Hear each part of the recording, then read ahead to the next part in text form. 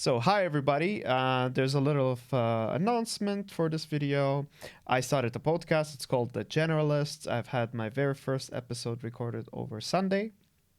That is quite exciting for you all to hear about. Yes, we basically had the episode done with Grayson, the mentor of the current workshop we are working with, and yeah, we'll do just some editing later, maybe today, maybe tomorrow, but the episode should drop in a week time, hopefully. We are reaching our way to 70 followers on Twitch. Things are quite smooth, I might say. We're getting 10 followers per week, which is a very good and steady growth, and humble as well. Other than that, I feel very confident in continuing what we're doing. The idea is definitely gaining some traction, and I'm very happy about that. Okay, so what are we going to do today? Today we will continue through week 3.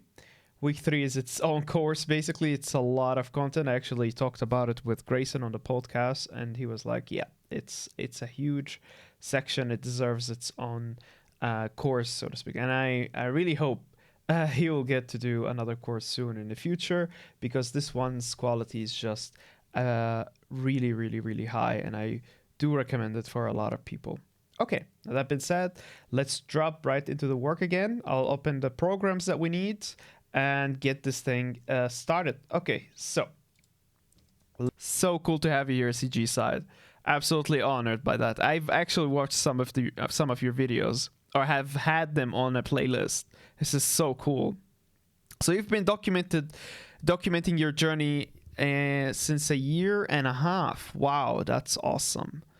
Yeah, lots of cool stuff, people. If you're watching this, we have CG side dropped by the stream and said hi, and that is their YouTube channel. Pretty cool stuff. Check them out. This is super cool. Even the designer like material in cups. Oh, this is so cool. That's so cool. I will definitely check this out. This is so awesome, my friend. I actually realized that you're just doing you're recording the videos. We'll put this on the recording, no problem. So we are half finished with video 7, which is about unitize the size. Then with video 8 today, we'll probably go there and deform some pieces. Then we will generate the shell. I don't know what that means completely, but I bet it's the shell of the object that we will shatter and do some fractions to. Then, if we have time today, we will go to the mega scan testing and then the mega scan polish. Hopefully we will reach here today.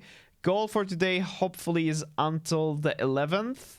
If we could still push, then we'll go with gum blueprint, then Niagara particles, and then Niagara mesh particles. But I really don't think that we will reach 14. The realistic expectation for today is to reach 9, generating the shell. And tomorrow we will finish the mega scan, and then after tomorrow we will do the gun blueprint and the Niagara particles, Niagara mesh particles. This is just through my own experience so far. We couldn't really finish so many things as I was expecting. But hey, I could always shoot for the stars, and if I reach the moon, then that's fine. Okay, so next, the module 4, which is supposed to be week 4, which is supposed to be this week, we're starting like, look how much behind we are. We're half a curriculum behind, but that's fine. Talking to Grayson yesterday, he told me that week 3 is definitely a lot of content. And then we'll jump into week 4, hopefully this week, hopefully not next week. And then we'll start with all those crazy stuff. And then week 5, all this crazy stuff. And 6, and etc. It goes like that. Okay, now you have a roadmap. So for this week, we will do hopefully just that. So we'll see how far we can push this today. And y'all hopefully will have a good time and you will learn a lot with me. And let's just have some fun then. Okay, so let's start. I will start with the video that we are half finished in. And yeah, we'll keep it going. Let's go here and let's start this. I think, and now we learned in the course that we should be having an issue with the RBD cluster of the thing. So let's check out that problem. So yeah, we've seen that exploded view last time, and we are able to see the explosive amount and how it shatters. However, this is not a good result, honestly. There's something still not quite working. All right, so let's see if I take the amplitude a bit down. And then, yeah, we're splitting things more easily now. And then if I take the explosion value up, yeah, that's the result we kind of want, right? And so what we will do is now check if our cluster stuff are still working. Our clusters were basically getting created in, let me check, Unreal Material, Exploded View Pack. Yeah, fine. Basically, well, I completely forgot where we have added the RBD cluster. Let me check. Where did we do that? We did it somewhere in a subnetwork, I remember. Well, it doesn't really matter because we can make an RBD cluster here and basically check it out for ourselves. I just need to check with it. So I remember now, we did it inside. Okay, so let me delete that one.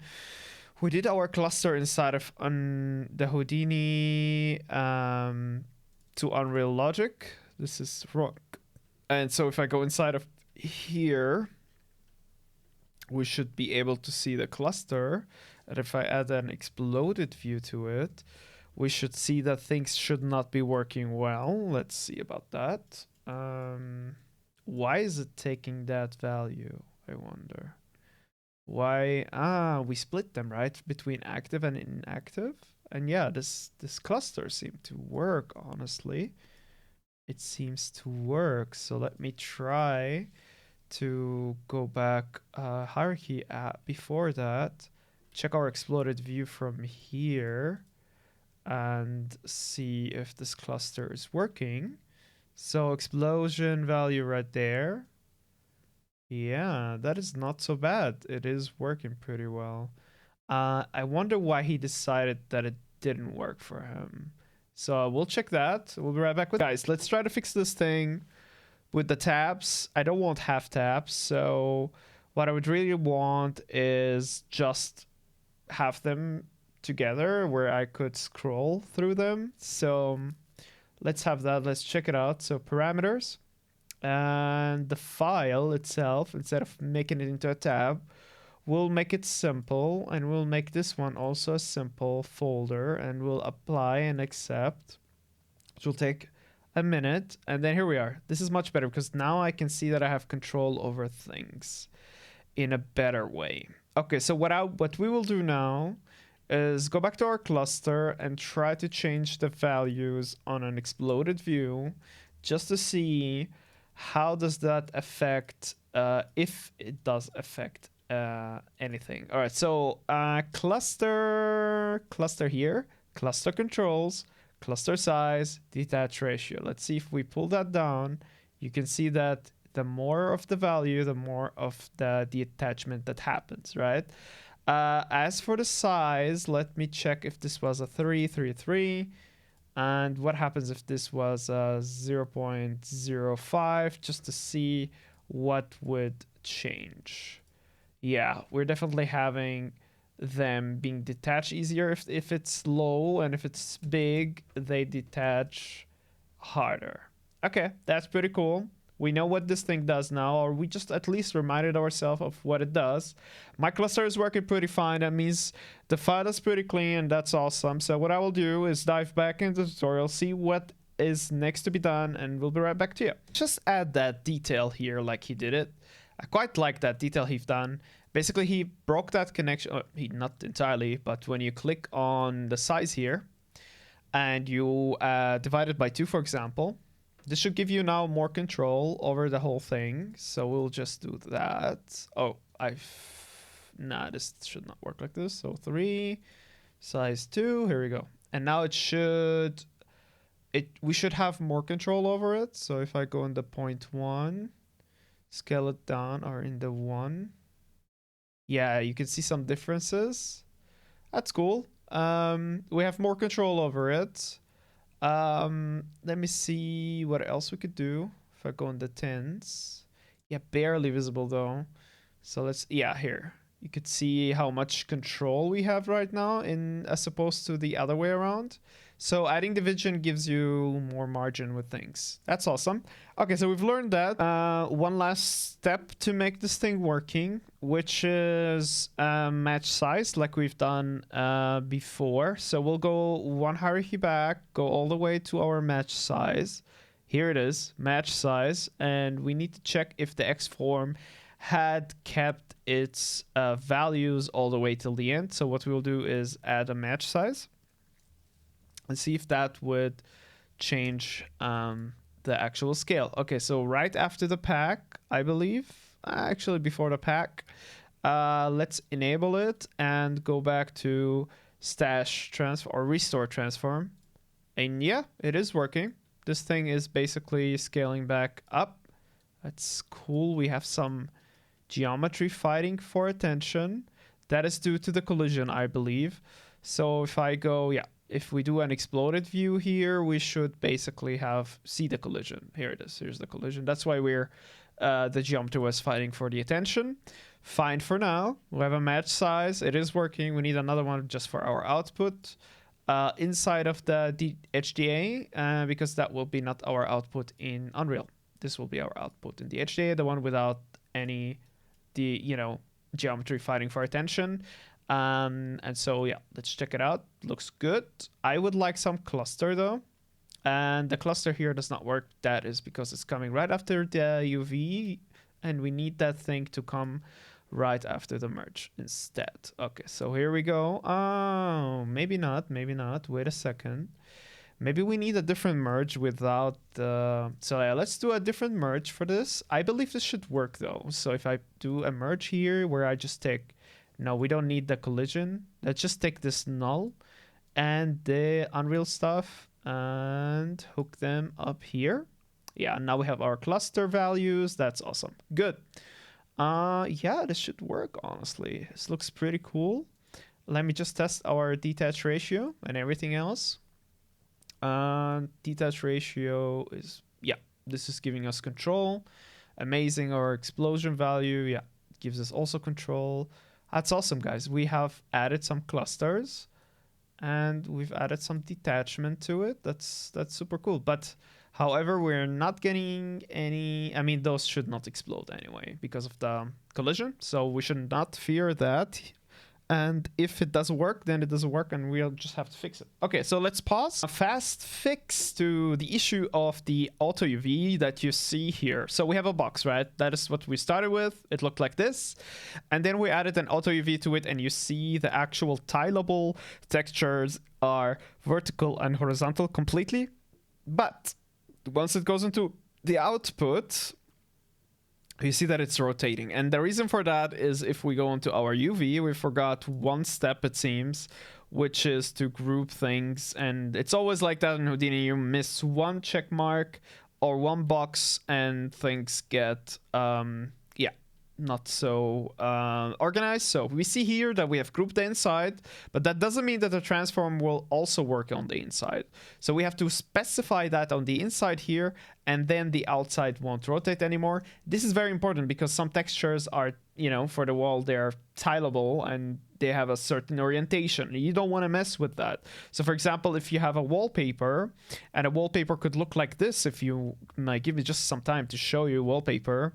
What do you say? Wallpaper pattern. All right. So imagine this a wall that has a pattern, and that pattern looks in a certain way. So I'm just going to pull this up here. If it looks like that and your UV are rotating, this would not help you at all. Right. So we need that thing checked. And this is like couple of bug fixing with the tool to just make it work. Before it did the job, but it only did the job for a tileable, unknown, barely any details texture. So for example, a white wall or concrete wall, you might not even notice a difference, but you kind of need to keep those UVs in check.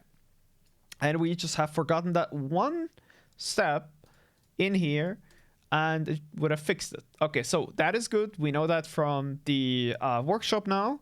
We'll continue with our work, and I'm pretty happy that the actual UV worked. That's awesome. Okay, so let's save and do incremental save with adding 3.4 to it, and yeah, accept that. Awesome. Let's pause the video. Let's do that thing where we add more functionality and more control to our SGA, and one of the main things we want to work with right now are the region of the curve. So for example, right now we have this curve that looks like that, right, which is enabling where the fracturing should happen.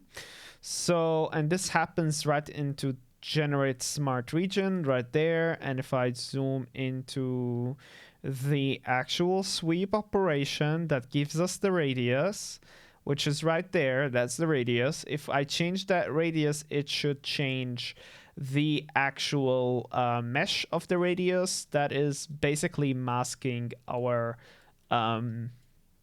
area of fractions. So if I do a radius of 1, it should basically do the fraction on everything, and if I do a value of 0.0 whatever, then we have lessened that value of fraction, and we would like to have that control in our parameters. So let's go about it. We know so far if we go into the type parameters and we actually click, I think, Alt and middle click, and you should have the radius in here. So we'll call this what I called fraction region. Fraction. So first we'll call it curve because it's will only affect the curve. So curve fraction region, fraction region scale, or mask. I'll like to call it mask because I come from a 2D background. So curve fraction region mask size, I would say size maybe. A radius is the proper way to say it, but like for now that's fine. From 0 to 1, fine, and the default value, keep it on this. That's amazing, good, and we'll create a folder for those because so far we have fraction detail controls and we have cluster controls. So basically we will add a folder and we'll call that folder radius curve controls, maybe curve controls. Maybe we'll add some more curve controls, or yeah, for now that's fine. And we'll probably disable it once there's no curve added because it would not have any reason to work. Okay, so it will be a normal, just pretty normal. What is it called? It's their steps, simple. We'll call it simple. Okay, apply, accept, and now we see we have curve control. I should have called it curve controls with a space, just like the rest of it. So let's keep our consistency. And once we notice something is not working, we'll just change it right on the spot. So let's do that. And we deleted our space here, right there. All right, and enter. Good. So curve controls, we have controls all over the controls. So apply, accept. This should allow us now to keep going with this thing and have our controls. Okay, amazing. Let's check out. Yeah, the curve is working. Amazing. Let's check. Let me try to think a little bit. Thinking.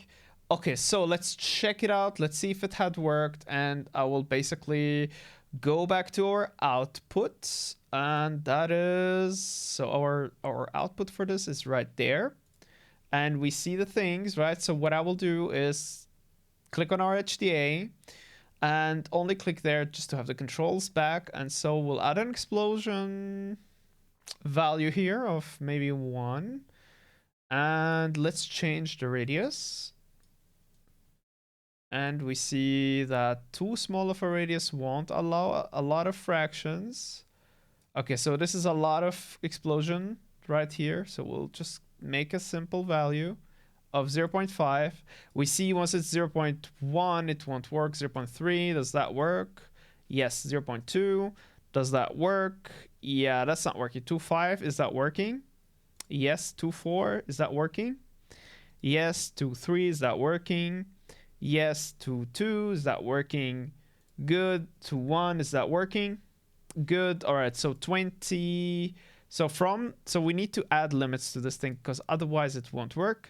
let's go here and give it a limit of 0.2. All right, and we'll apply that and accept it because it has limits. It has its own limits, and we need to respect those limits because otherwise we won't end up in a... Oh, cool. This thing goes in the minus. How awesome is that? The explosion goes in the minus. That's pretty cool.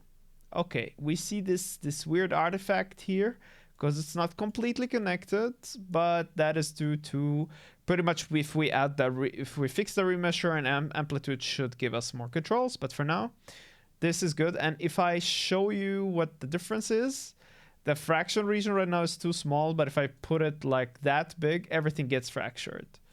And here again, you see the fraction. Okay, so let me check if everything is working, honestly. Here's what we're gonna do. I just checked our region, our mask, so to speak, and the thing is going insane. Like, those values are super duper big, and what we'll do is go into our generation of that smart whatever, and we will expand that thing here and add a division of 10 first. Let's see how that would work.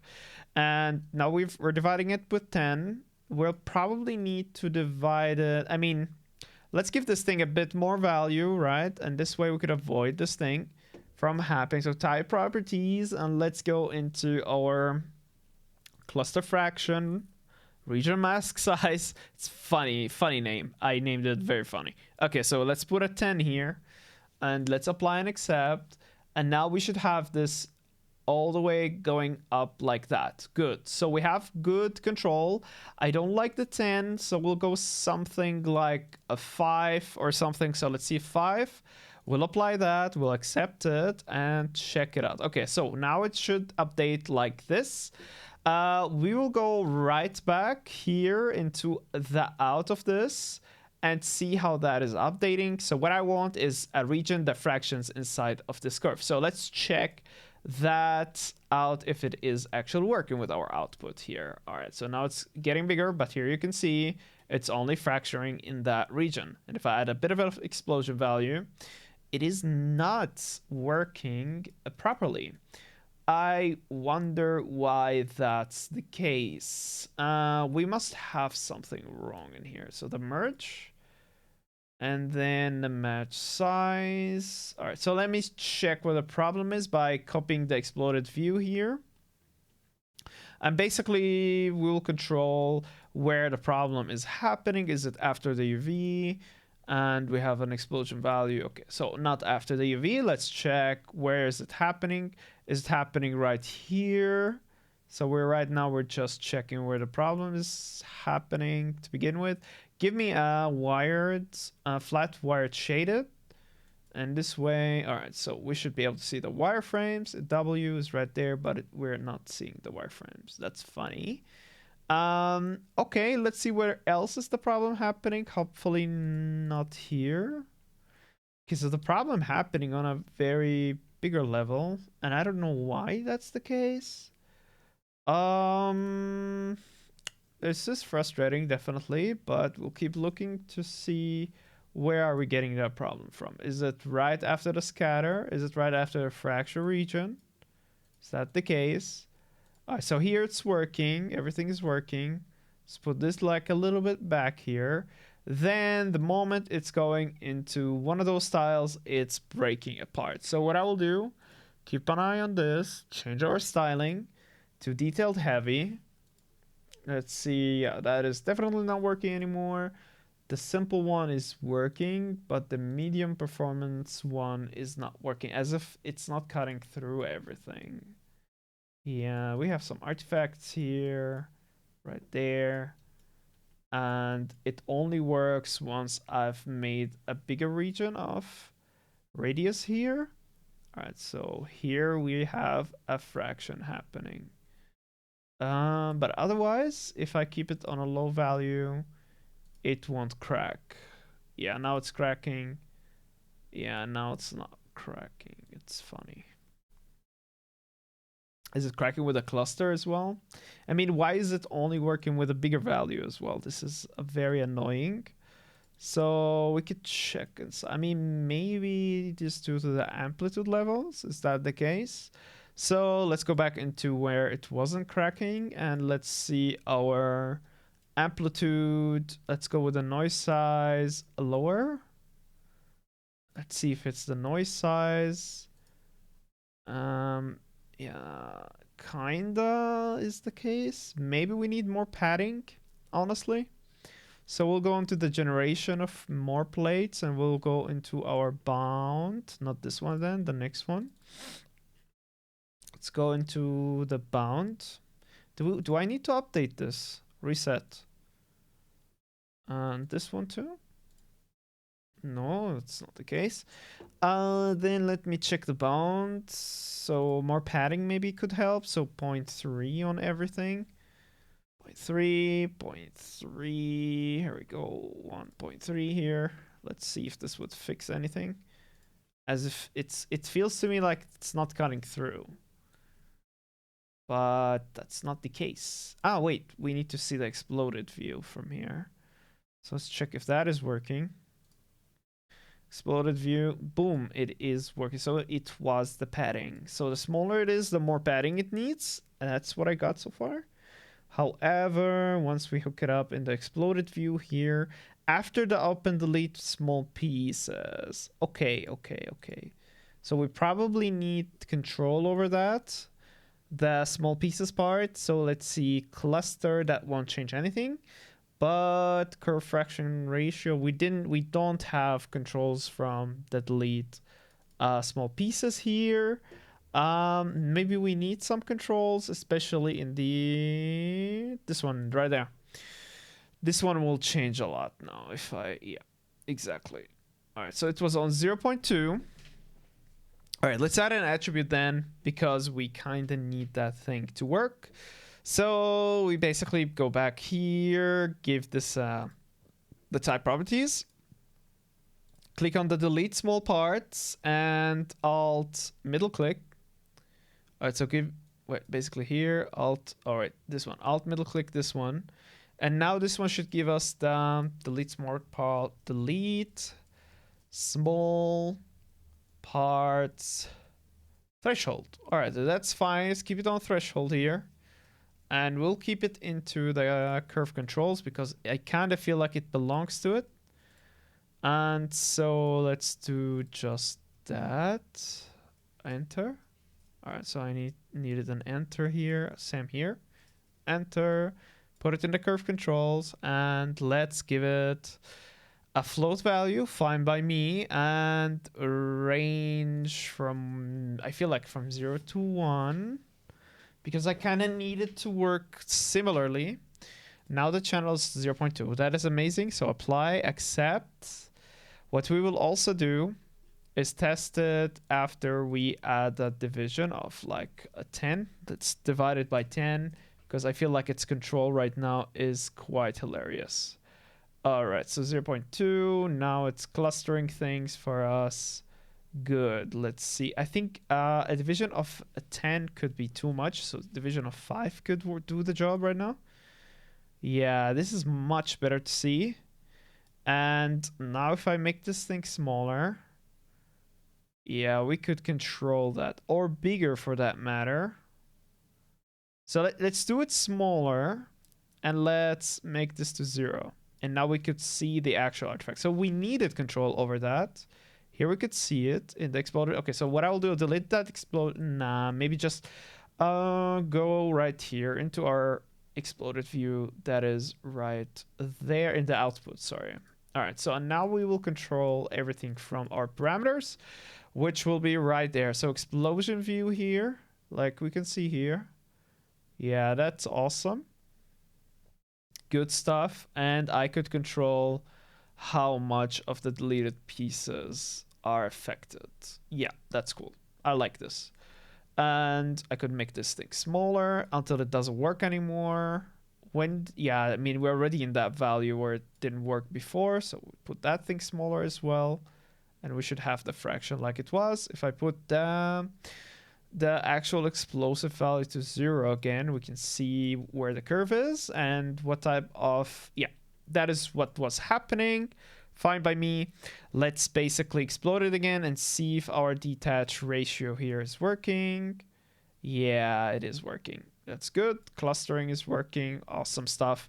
All right, so we'll pause. Thing will take longer to be solved. He's just facing an issue right now, but yeah, it will take a bit longer. It's said that the solution of the problem will be discovered in the next episode. So what we'll do now is just go over the thing that we just learned, where we are manipulating the shape of the fractures to create custom shapes, and those that won't just look like glass all the time, like glass shattering. Like here, this is pretty much glassy. And we'll definitely basically change the shape of the box. So if we go on this level and we enable it again, and we basically give this thing how to say, all right, so I'll press enter here and I will make it look like a column, right? So if I go here and I make this smaller in here and thicker, also thicker in here as well, and now I go back into our HDA and I work with this thing here, the mesh scale out, and now if I add a transform, for example, I'll show you a cool trick. So if I add a transform here before all of those operations, where it could go, for example, in one axis on an extreme level. So for example, scale here will go, all right, so let me show it to you and hook it up. So if I go on this axis, for example, into the extreme, like here, and then I basically make a copy out of that, I hook it to it, and I basically say scale here 0.5, I think, should revert things. No, that won't work. Let me see where we could invert transformation right there. And this should give us the actual scale from before, from the actual null here. So there's a cool thing where we could have it transform in an extreme way, because we're in a parameter, right, where we could transform it like this, have it go through the whole thing of operations where the boolean happen, where the fraction happens, and the whole thing, and then you take the revert and you apply it right before the result. So for example, right after here we have a revert for the transformation, and then it should have all those transformations back. So what we'll do is call this revert trans. All right, and this will be, yeah, apply trans. So apply trans, and with this we'll get a variety of textures or a variety of fractions, and it's a cool trick to use. And just to basically give you an idea how this works, we'll just make a very simple example of that, and we'll give it basically just a color. Let's give it a blue color. Nothing is blue yet, so this will be blue. And we'll first make everything go through it. So all these operations will go through this. Wait, we'll just take them here and apply them here. Then the revert will delete that connection and put it right after it's all processed, which is in this switch right here, right before the pack. Let's put it back again. And this will allow us now to recalculate everything. So it will recalculate. And if I view our output here, we should see a normal, the same column size, not you know, changed in any way, and it should have different textures. And if I, for example, go back to our apply transform, so apply transform right there, and I make the scale here something more extreme, like 8, we'll have different textures now. Just give me a second, it will update, it will recook, and we should be able to see different types of textures. So it will cook now, we'll do all the scattering, and it will happen in a second. Here we are. So this is a whole different, but it also changed the actual shape, which is interesting. It shouldn't have done that because we reverted the trans. Let's see. Yeah, that did not. Well, here we go. Invert. Let's enable that again. And now we should have a similar-ish. All right, let's see if that had worked. That did not work. I think that value could have been too extreme, especially when it's working with the curves here. So let's make it work with something. You know what? Wait a second. Let's see if this revert will happen and actually do its work right after the transformation. Just hook to the transformation itself. Just test if it's working anyway. So let's see. We'll put it here and check our apply transformation. How's that look like? The 8, what is it doing? So 10 here. Interesting. If it was 2, all right, it will look like this. So if I revert it, invert its transformation, this thing should be, wait, it should be hooked to it like this, right? It's funny. Let's see if I make this into 1 again and go into the other axis here to a 10. Then I check on our revert transformation. So invert it. It's not okay. Let me check how that was set up for us. We'll be right back. Okay. All right, so that was the mistake, and that's how you learn. You just make tons of mistakes. So let's delete that. Let's return this to its value, our transformation that applies to transformation. We go into actions, and then we actually make an instance. So create a reference copy right there, and this one will keep all the values. But what we want to do is keep all the values but the invert transformation. So Control-Shift-Click on that, excuse me, and we'll disable it. And now no matter what the value I put here into the scale, so for example if it was a 10, and it will look like this, thin, the revert transformation should take that back. So we'll just invert instead of revert, invert trans, and we'll just call it like this and check it out. Yeah, here we go. It's inverting that. So we'll see how that will work now for the first time, and we'll hook it up. All right, so this will go away, and we'll hook that thing up here. And is it connected? It is. And then we will go to our output and see what type of texture that had given us. Yeah, here we go. Now it's shattering into 1 point only. It's a whole different texture that we're talking about. And if I take that scale back to here, if I have a control, for example, for it, let's take it back to 2. This will allow now a different type of formation. Here we go. It's again cut through, and this would form a different type. This reminds me of those like fragile chocolates that when you eat, keeps fracturing like that.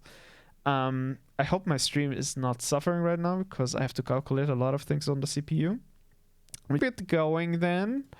Oh wait. Okay, so yeah, we are able to do those scalings, and let's see what we could do. We have a match size. Yeah, all right, great. So, but if I now, so this works amazingly. There's more ways to apply different things to it. So we could apply a twist to it, for example. And a twist needs, of course, a remesh. So we'll add a remesher, and we'll go crazy with it. Like something like, what is a good remesher? We need more values to make this thing twist. So wait a second. Yeah, wait, no, this is not the value I want. Target size, I think, is the value. Yeah. Oh, we don't want it to crash on us. Control Z, escape. All right, so let's go with 0.0. Let's go with 0.1. That's 2 less. 0.05. Still won't twist on us, so 0.03 could twist on us. Okay. This might make it twist now, so let's apply that here. Apply the twist as well, and now go with something like 180. But first we need to apply the bounds, so we need to recalculate this, so let's do that. How to do it, group time, deformation, twist, correct. How to recalculate, set capture region. All right, that's much better. And we'll set the capture region from here all the way up here. Yes, okay, and now that had flipped it, I think. Let me just check. Yeah, that's amazing. Let's make this thing twist on 180 for now. And this is only to change the texture. So what we would need is, again, a copy or a reference copy of all the things from the twist, correct? And we will hook it up here. And now what we will do is revert that. So what we will do is take our twist here, disconnect that, and make it wait, backwards. I think we just add here multiply -1, and this should revert the twist, but I'm hoping here that it's not applying on both of them. So far it's good. Yeah, -1, you could see it returned it backwards like what it was. So this will be our revert twist. So revert twist. Actually, invert twist. Invert twist. And this will be our, what did we call our transform? Apply trans. Okay, so this will be apply twist to give us a different type of texture. And that is the invert twist right there. Let's take that thing the same way into the transform like before. We will bypass that. So this will take its place. And now we will see how that have affected our texture. And we have to go into our output here. So we have to enable that and check. All right, so what we don't want that result at all. And so one way to do it, let me check here. So where is this connected? Right there. It should have canceled our twist, correct? Why is it not canceling the twists? Wait a second. All right, give me a second. I get why that didn't work. I think we didn't put those into, that is a huge mistake. So let's do that here. And yeah, let's put those cables inside of the, rewire them into the apply twist. And this should allow us by this point to invert the twist in there. Basically, I'll give those also the color blue because they're doing that work the same like the transform. And I would like to have them, and I don't want to delete them. I would just bypass them if I have to. So, because I would like to try different things with them. All right, so here in the invert twist, now we should have a normal cube. That is amazing. Because we inverted it basically with the, what is it called? The multiply by -1. It reverts everything backwards. And this will not do any results now in the output. It will just look the same. However, I mean, it did already. Nah, it did some results. That looks good. But we can make it more extreme if we go right back in here and imagine having a parameter that we could use here. And let's make this into a 720. And now it will calculate and will give us a different result. Because what it's doing is it's twisting the mesh. Then it's applying all those fractions on it. And then we will end up basically with more details here. All right, so now we have 720. It didn't look like it changed much, so I mean it did, right? Did it now? It feels like it did. Okay, so what I will do, go a bit further away, go back inside of there, give this apply twist even a 1080 maybe, just to be sure if it's, it's doing something, definitely. See, the more twists it's applying, the more this thing looks like a shattered glass. So yeah, it's adding that texture. I think we are limited to the remesh here, so we'll go with 0.02. And this will make it definitely different now. Yeah, that's amazing. Cool. And if I revert it back to the 360 value, I mean, it was 180. If I revert it to 360, it will have less details and it will load. Yeah, here you go. So we might go with something like this, 360, just a little bit of variety here. I basically love this thing. It's really cool and it's working. We'll also put this on blue because it's doing our twists basically. Now what we need to do is basically make this operation that takes the cube or fraction region and apply the same method to it. So for now we'll go off with the remesh and off with the apply twists. Let's just hit escape there, hit escape again, and then take those two, R3 and hook all those cables back inside of the apply transform, and then now bypass the invert twist and instead have an actual invert trans, which we would need. And what we would do is apply a parameter for apply transform here, so we could play with things on the go.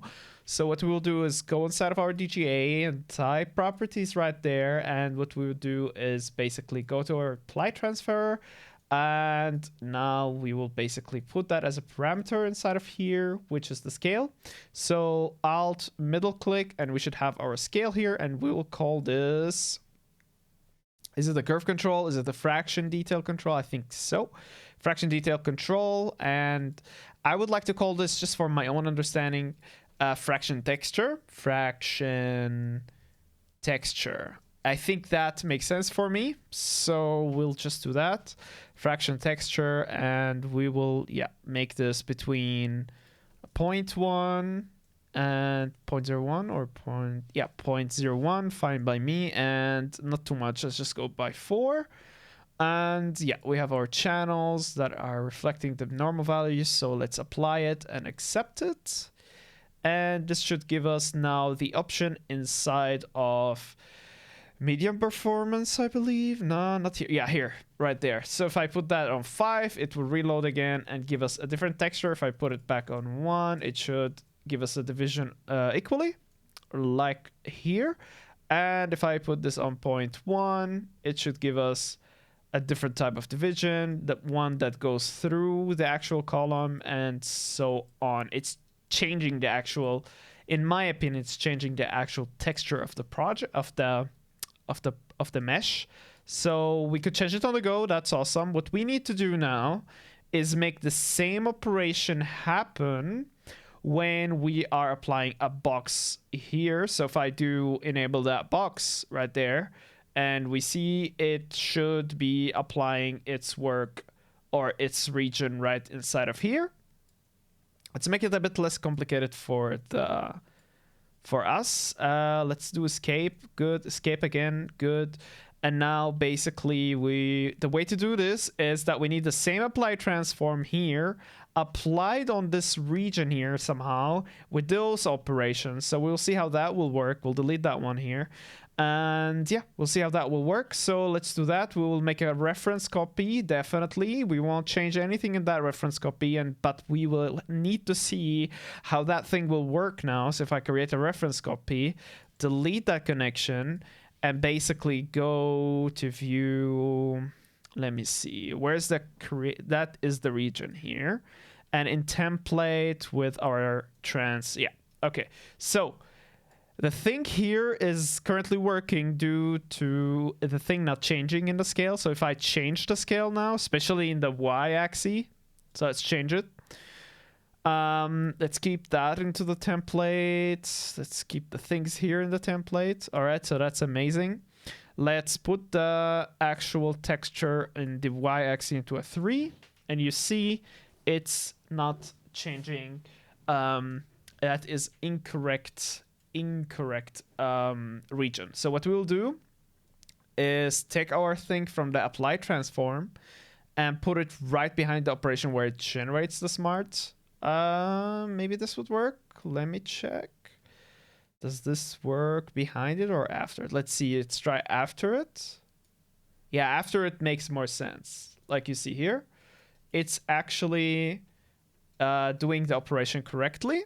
And it's keeping its transforms. And let's see if it actually keeps its promise all the way. And we see that this revert transform should be right after here. Or at least a reference of it should be there. And let's see which one would work best now. Because for sure the cube will go back to its size. So we need this transformation, this actual inverting to happen to it as well. So if I go into action, create a reference copy, put it here, it should give us the actual region we need, which is this region. Hopefully this is working now. One way to test it is to see it here. It's taking so much, and all right, so let's see back in the grouping.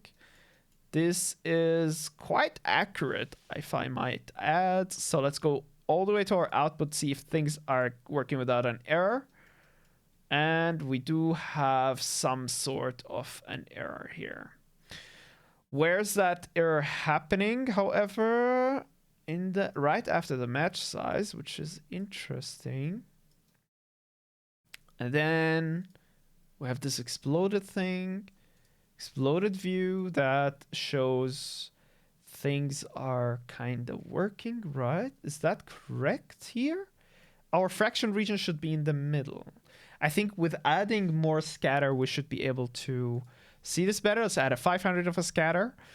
And we see our actual fractions are going like upwards. They're scaling the thing upwards, which looks like a tree bar.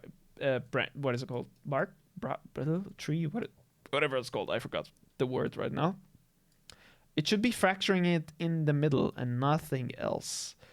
So let's see if that thing is working. It should be fracturing it here. Let's go to all the way to the actual output just to see if it's creating the what is it called? The collision. Yeah, collisions are here. We can see that. That means only the inside will fracture. I'm not particularly happy with. Let's see. Maybe it's in the. I mean, curve control should not really be the case. If I make this bigger, it will merge more stuff. Okay. Why are we getting that amount of fraction and not more? That is right now something interesting that's happening. Let's go with 1,000 here. Would that change any result? And it should make actually more fractions, but we're not getting that. Let me check the UVs here. Right here, we are having not so many fractions. That is funny. Let's go with a 2. It should give us more fractions, but it's giving us less fractions the more we have. Oh, wait. That is different. Curve controls. No, I must have named that wrong as I'm going. Yeah, those are not curve controls. This is the scatter amount, not curve control. All right, so apply. It doesn't mean that it wasn't working. It was just giving the wrong name here because I was confused. So let's go with the 500 again. It will recalculate things. Yeah, we have more scatters. That's pretty good. We might need to change the remesh here and other stuff as well. But let's see if the explosion is working by the output here. Okay, this output is definitely putting it somewhere where we don't need it to be. And I don't understand completely where it's putting it and why it's just not going into the output normally. So let me reconnect the output. Maybe that helps. All right, here we go. That helped. Just reconnecting the thing again. And let's check our explosion value. And it should only be fracturing on the inside. We probably need to change a couple of the detach ratio, a couple of things here, just to see more of it happening, and the collision just to see if it's creating the proper collision for the thing. And explosion value should go up. Yeah, there is a collision that is looking a bit weird, I would say. Probably need to fix this thing because it is not getting the same scales. But yeah, this is kind of working, I would say, for now. We'll go on a little break. One more thing to test here, of course, is if it works with the curve. So let's add a curve. So where is this curve going? Let me just check it out. Here we go. It's right there. Okay, so let's get that curve to be hooked here. And let's basically create a new one. So clear it, make a new one. And now enter and run this. Let's keep it simple. This is too complex. Let's just make it simple like this. A cut through here, maybe a cut through here. All right, and now let's see if this would scale with everything else. All right, let's see. Good, so let's examine that in the fracture node right there. This should give us an approximation of that. All right, so this is not doing anything. Let's check what's happening with our settings. So click here. All right, and what is happening here? So let's go into our generating smart regions. And let's check our null here. That should basically give, wait. We've added 2 more primitives, and that's the reason why it's not working. If I hover over it, we have 2 primitives, and this will not make the switch work. So it will revert back to the shape, and there's no shape. So that's not working. So let's go basically and redraw this. We'll minus and clear everything, and now just add 1 primitive that, yeah, maybe just has 1 cut right there. All right, so let's check if that is 1 primitive. Primitive's 1. This should, cool. Ooh, stop, reproduce, generate crash log. Yeah. Oh, it crashed on us. Well, that sucks. All right, so give me that recording. Okay, so Houdini crashed on us. Let's see how we could revert the file. I think we've done that before. So yeah, click on File, Open, and then make sure to go into the temp folder. And in the temp folder, you should be able somewhere to get your file. All right, so let me check where that is. Okay, we couldn't retrieve it. It's gone now, unfortunately. It should be, if you're wondering, it should be in here in this folder, but we can't find it. That's fine. It's sad, but we can't find it. Anyway. So we have to do the things that we've been doing again, and basically bring back those values that we added today. Wait, let me check in the DGA. We have almost all of them. We even have the fraction texture. That's pretty good. So it saved those, but when it came to the actual nodes, it didn't save them. That's quite funny, isn't it? Okay. Let's work on it. We'll be right back. All right, so what we were trying to do now is enable autosave. So first you go to your documents and then to your Houdini folder. And in here, you should basically add the scripts folder. So we'll just do that. Scripts folder. In the scripts folder, we will add... create a 123.cmd or also 456.cmd using a notepad will do. Add the autosave on for the files without quotes. So far, all right, so let's check if that is a method that would work. Let me just go back to that YouTube video. So basically you create a notepad folder. So you go into the new, right click new and go to text document. Call it, don't call it anything yet, just click on it and it should open to here, and we have import HOU and save that as, all right, so that text basically says this, just for you to see it for a couple of seconds. And then you go and save this as all files, and you change this to CMD, and then you write 456. All right, and this should save it now. And this should work, hopefully. So let's delete that. Let's see if this would make this work. All right, so let's keep it going. This should make it save incrementally, or we'll see about that. We'll see how that would work. Okay.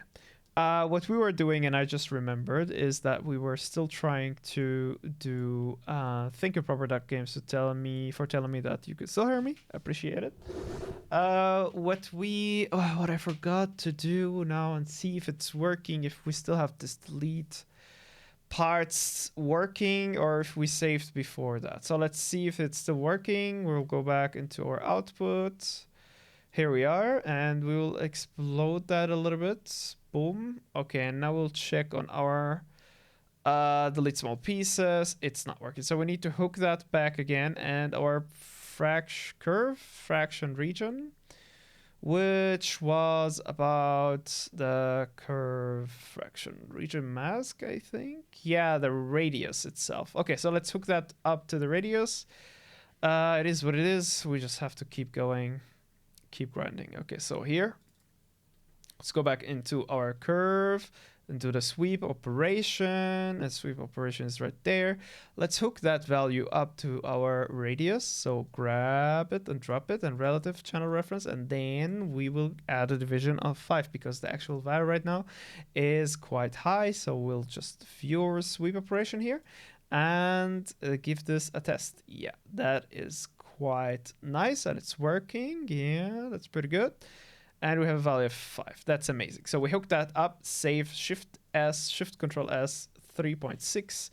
Okay, I'm very careful right now. I don't want to lose any progress. So go back and let's hook our delete small pieces parts to our delete small pieces.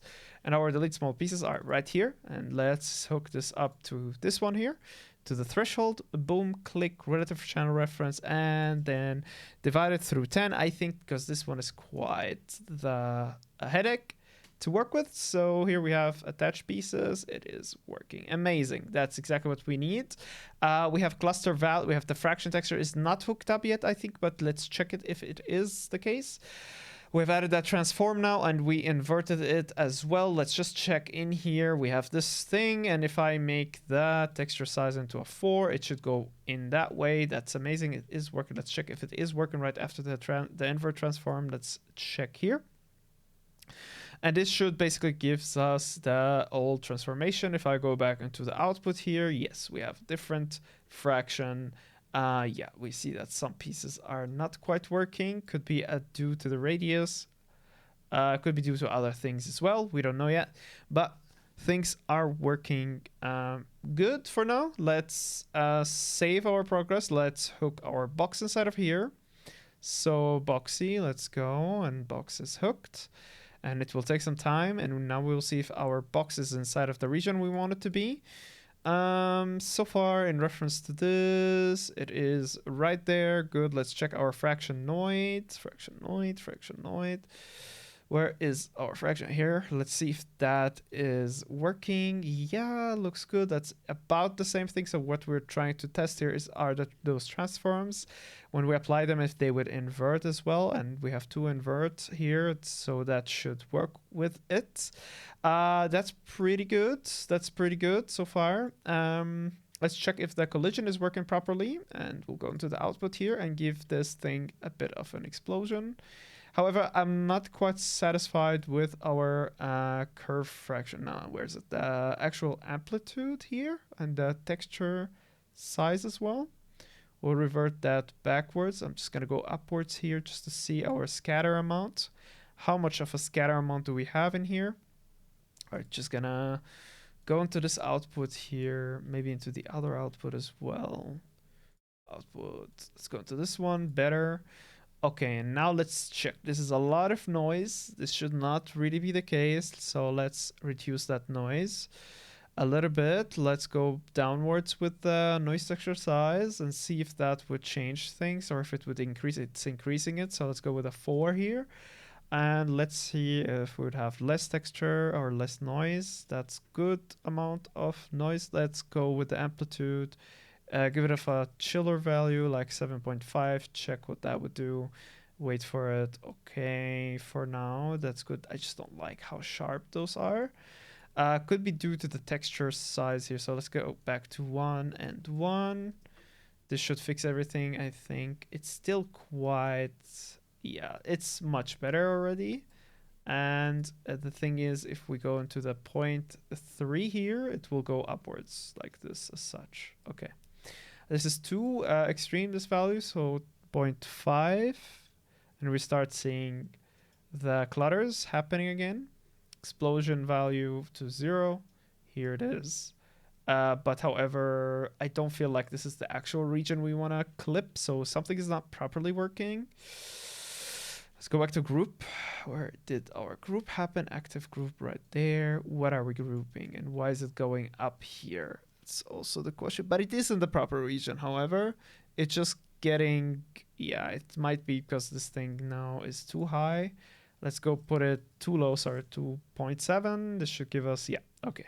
And the box here, if I go back into the active and I just transform it to, let's get this thing into a 0.5. This should give us a lowered region. It is updating. That's good. Let's just template it a little bit. It can't template it. Okay, yeah, 0.7. Should make it a bit bigger. And here we have the fractions happening only in the middle now. Maybe we need some type of control, but at the same time in Unreal we'll have control anyways, so adding controls here could not make any sense because that's an input that we could do in Unreal itself. Okay, so let's save that, increment save. Let's check if our draw curve is updating its curve as well. All right, so that is the curve, and what we'll see now is if we add on the parameter here, we have a value of 0.7. This value will make the wall look like, let me check it in the apply transform. The wall will look like this. Let's give this value something more similar like 0.5 and check if our region is acting accordingly. Yes, it is. And at the end, it is making the proper cuts. And this is only happening because we want to control the, yeah, it is working. However, I think this won't give us any if we go with the explosion value. No, it is working. It's pretty good, pretty good. And if we get this value to 0.3, it will still work, of course. It will just be more upwards, more like vertical. We just need to add more here, more scatter amount in order to see it properly. Yeah, and now if I add an explosion amount, it should... Yeah, this is weird, as you can see. This could be now due to the either the bound amount that we tried to fix before, and if that would work now, we will see if it saved those things. So let's go into our bound amount inside of here. We fixed those things before, but we have to fix them again. Fine here. All right, so like go to bound and 0. Yeah, it's we fixed it into 0.3. And it just didn't save anything. So that's fine. It didn't save. It happens. We're just reverting those points. We're problem solving like that. Fine. Go back. And now one more inside of our output. And this should give us bigger amounts. Let's see. Explosion. Maybe we need a bigger amplitude here to fix things up. Or we need more detached ratio here. Not really. Maybe, however, is our delete pieces here are, yeah, we need to make this chill basically. All right, give me a minute. We'll be on a break and we'll be right. Here we go. So basically what is the result that we want to get from this shell thingy is quite interesting. So what the main goal would be, so for example, say you imported a mesh inside of this thing and you want that mesh to have a shell. What does that mean? Okay, so let me show you. How is that done? So let's take our stuff right before the apply transform and let's create a subnetwork. So subnetwork, here we go. Just like the rest. So this will be called gen. So it will generate a shell. And gen stuff are, what is it? Gen are purple for me. That's my organization for now. So double click here. And what we'll do is have two outputs. So we'll have two of those, delete the connection, and the output will be called the first one. Let's see, just let me review that quickly. Let me review that quickly here. And the first output will be called out inside, and the other one will be called out outside. Okay, so this will be outside, and this will be called inside. Okay, maybe we add a different naming because we might be confused with the actual existing groups of the inside and outside. So we'll call this inside output inside. That's fine if you call it output inside and output outside. I think that should be good for now. Outside, good. All right, so and then we put this thing like this and we start looking into if this worked. We should be able to see two outputs here, but we don't see that. Maybe if I hook them both and check that out, Shift S and save, go back, we still don't see them. We probably need to do that inside of the type properties here. Wait, oh my god, type properties. What does it say? The definition of the subnetwork operator type should not be normally modified. Parameters, input, output, basic. We can't change it from here. All right, so let me check how he did it. All right, so look up, people. We do it like this. We have to choose this into being 1 and this one to be 0. And this is how you do it. And now you have 2 outputs, and you can keep adding outputs like that as you go. I think there's a limit, but I'm not sure what the limit is. And so yeah, we'll keep it going for now. What we'll add is a normal node, which should allow us to access our normals. And from accessing the normals on the actual cube here, which could be something different as well, we can add an extrude.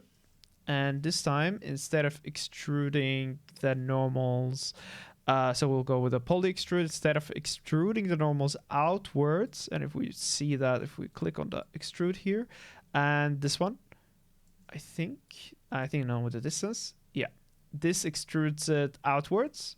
And if I template the one from before, it's that much bigger. So basically, if you want to import a mesh, say a face or a statue or whatever, you don't want things to go to extrude outwards. You want them to extrude inwards to create that shell. And that is the shell that we want to be able to target and have fractions inside of it while it keeps its shape. So this will be a 0.9 in that case.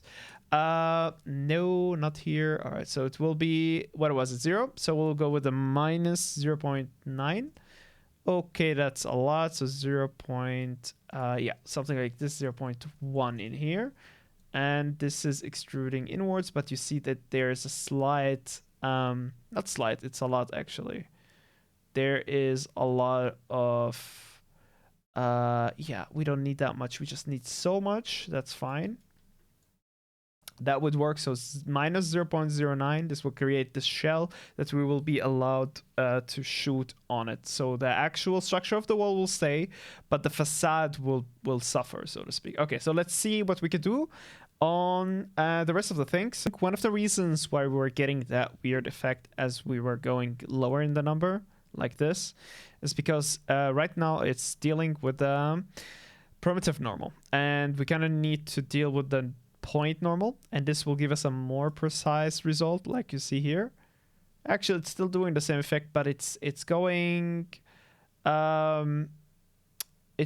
inside more accurately, let's say. Okay, we will also output the back, and so this will allow us now to have more control over it, and we'll have our front group and our back group, and we'll see what that means in a second. Right now it's still vague for me, this concept, but we will keep going, keep learning things.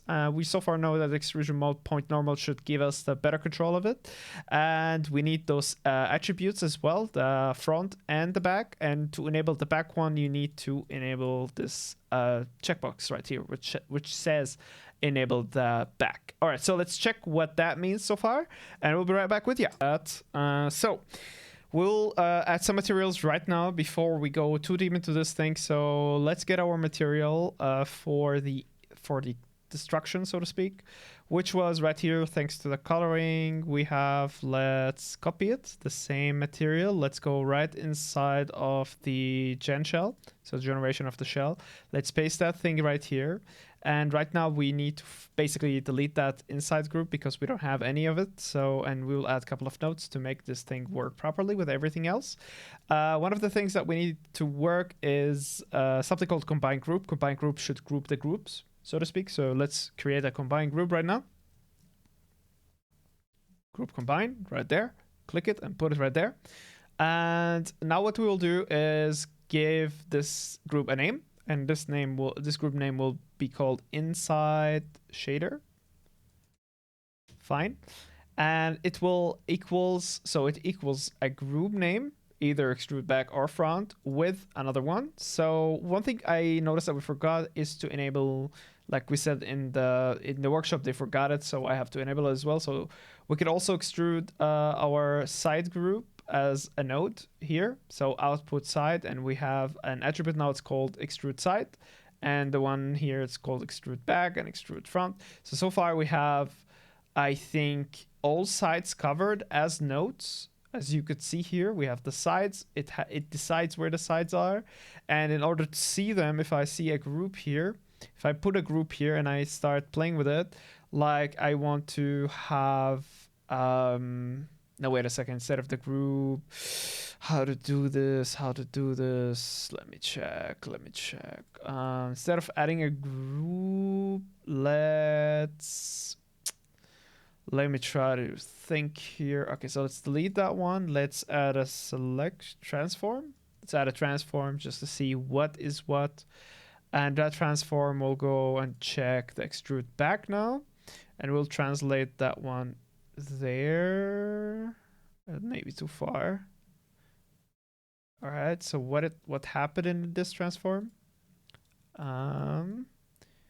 See the W, it's the actual backside. So we see the normals are flipped. That's why we have blue. Now let's take another group. So this is extrude back. It's the actual insides of the extrusion. The front is the outsides of the extrusions. And the sides are, wait, let me check. Let me delete that one. The side is not visible, basically. Okay, we'll see what that means now when we combine things. So let's combine our front with our because the front will be the one that will be destructed, so it will have that unreal material, and we'll combine it with, let's see, union, or now we'll add an and, I think, and we'll combine it with sides. And this will be called inside shader. We see that it's called it that now, and we will choose that inside shader inside of here. And this way, we'll be able to see a material here in Unreal. Let me just check one more thing. So the sides are what? All right, let me just check one more thing. Okay, so, all right, so let's check this out. So one thing we forgot to do, and why we're getting the result here with the flipped normals, is because we have created the normals and we extruded inside, which allows the it allows the normals to be flipped. So we need to reverse that operation. So we'll just add a reverse, and we'll put that reverse more or less behind our normal. Let me check. We'll put it right after the group here, or maybe before that. Yeah, here you go. And this should basically now give us the ability to reverse our normals and flip them. And now we have an actual mesh that would look good. And this will go right into the material from Unreal. All right, so we'll keep watching. We'll be good. So one of the reasons why the sides were not visible for us is because this actual mesh, the way it works, it's just a cube. There's no holes inside. Some other meshes might have holes inside, like a donut, for example, and the sides will be those sides that are inside of it, and it will create an attribute for them. And yeah, this we would need anyway inside of here. So we're not only taking the front, which we will only need for this cube, but in this case we also added extrude side because we're thinking in the future as well. And this Unreal should have our inside shader. Okay, so far so good. The thing we have mistaken is because we have added intersect and it should be a union or.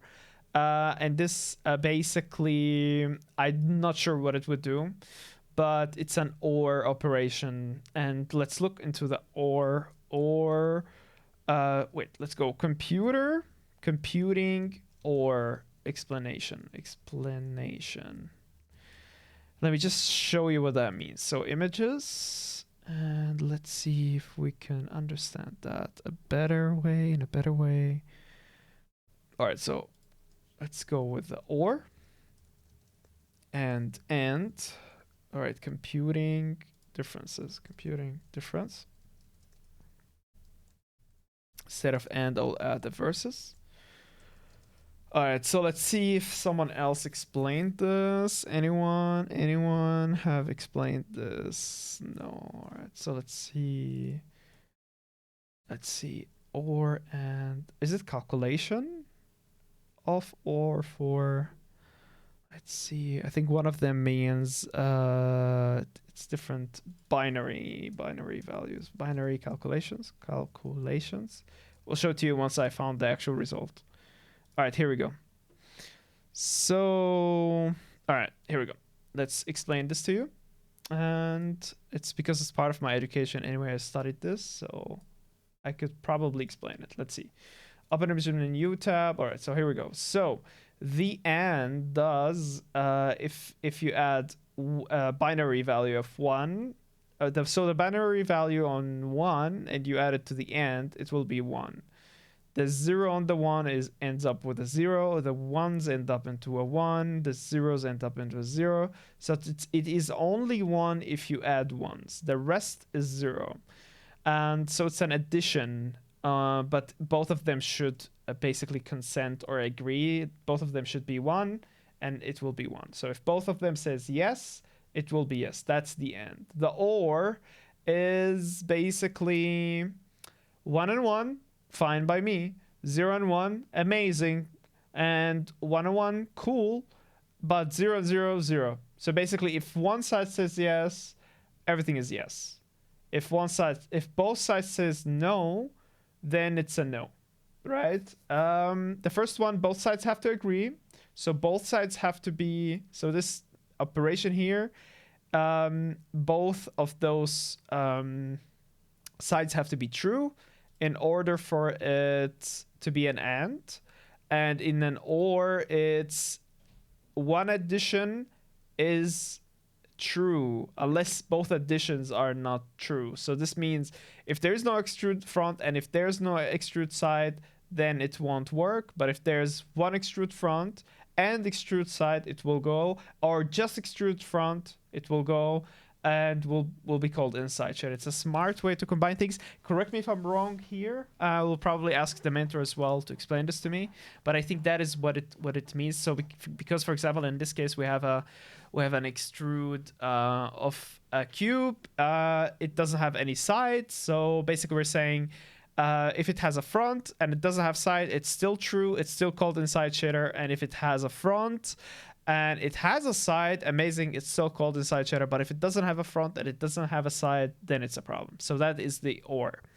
Both sides, one yes is enough, but if two say no, if two are 0, then it's a 0. Okay, good. We got that so far. We hooked this up here and it has a material. Good. Let's go through it. Basically what I'm trying to do now is try to make sense out of this whole thing. So we have an output for the outside and we still have an output for the inside. And would that work if I check it out here? Is that the inside, the actual inside? If I reference it to this one is still the same size. There might be something wrong here I've done. Let me check. Good. So I'm just referencing the work. I just noticed that he added a normal red after the reverse here. I'm not sure if this will break everything now for me. Let's just add it for now and see how that will affect things. And Unreal Material. Let's add the normal. Okay, so let's see this in reference to this. They're both the same value, right? It's just because the actual... Oh, here you go. Look at this. If we view this, it will have the bigger size, and the inside has a smaller size, I think. Or it is currently this here between. All right, so it got extruded, got like a boolean inside of itself. All right, so let's take that output and test it out. Normal view gone. W back. Okay, so let's take that and put it back into the transformation and check how would that look like here if we check this one out. Okay, so it's taking it down. Then it's starting to have a fracture. Let's check our fractures. And in the W, are they creating some type of a shell? Let's see. Is it really? Yeah, the shell is working. It's right there. Good. And let's see what happens after that in our generation cutting plates. It's going insane, but it's at least cutting through the shell only. You see it right here. That is the shell only. That's amazing. That means we have some type of result. I just need to understand this a little bit. So let's go back into our gen shell. I try to make sense out of this whole thing. So first we've added the normal, and now our thing has a normal. Before it didn't have a normal, so if I put a null here, we will check it right there. It doesn't have any normal, right? So yeah. Or what did the normal do then? What did this thing do? Then I just don't get this one. Yeah, add normal to vertices and make an angle. So it had modified the angles for us, I guess. If I may, yeah, here you go. And before it was fine. It's just that we had to make this again. I think we need to change the value depending on the mesh as well. Right now it's a cube, so it's normal. It's normal. You get it? Okay, so and then we added an extrude inside, inwards, which flipped all the normals, so we had to reverse it and then add the normals again because now it has different it needs different normals, especially on the inside as well. Like you see it's hollow on the inside, so it needs a lot of normals. It needs new normals, so to speak. Now it has one here and one here, right? And this is why we need this normal. Before, in the reverse, we had no normals. We were just working with the old ones. So we added new normals. New normals from hollow. For hollow. It's just for my own understanding. Flip normals. Yeah, flip normals. Here we go. Good. Poly extrude inwards, fine, and the initiation of the normals because a cube has one, but that doesn't mean any mesh would do. And so we have this grouping that had the OR calculation value of computing, which says, yo, are you I want you to combine me two groups if one of them is true and if both of them are true. So inside shader, want you to call it, and it will be, can you check for me the extrude front and the extrude side? And that is what it's doing. So it's creating this inside shader, and then it's applying a material to it. And that is why our output is now the hollow, only the hollow. And I might show it to you. It has a margin here, and then it's hollow. And that is created by the actual extrusion that we created. And this is our shell. Makes sense. So output shell outside. Good.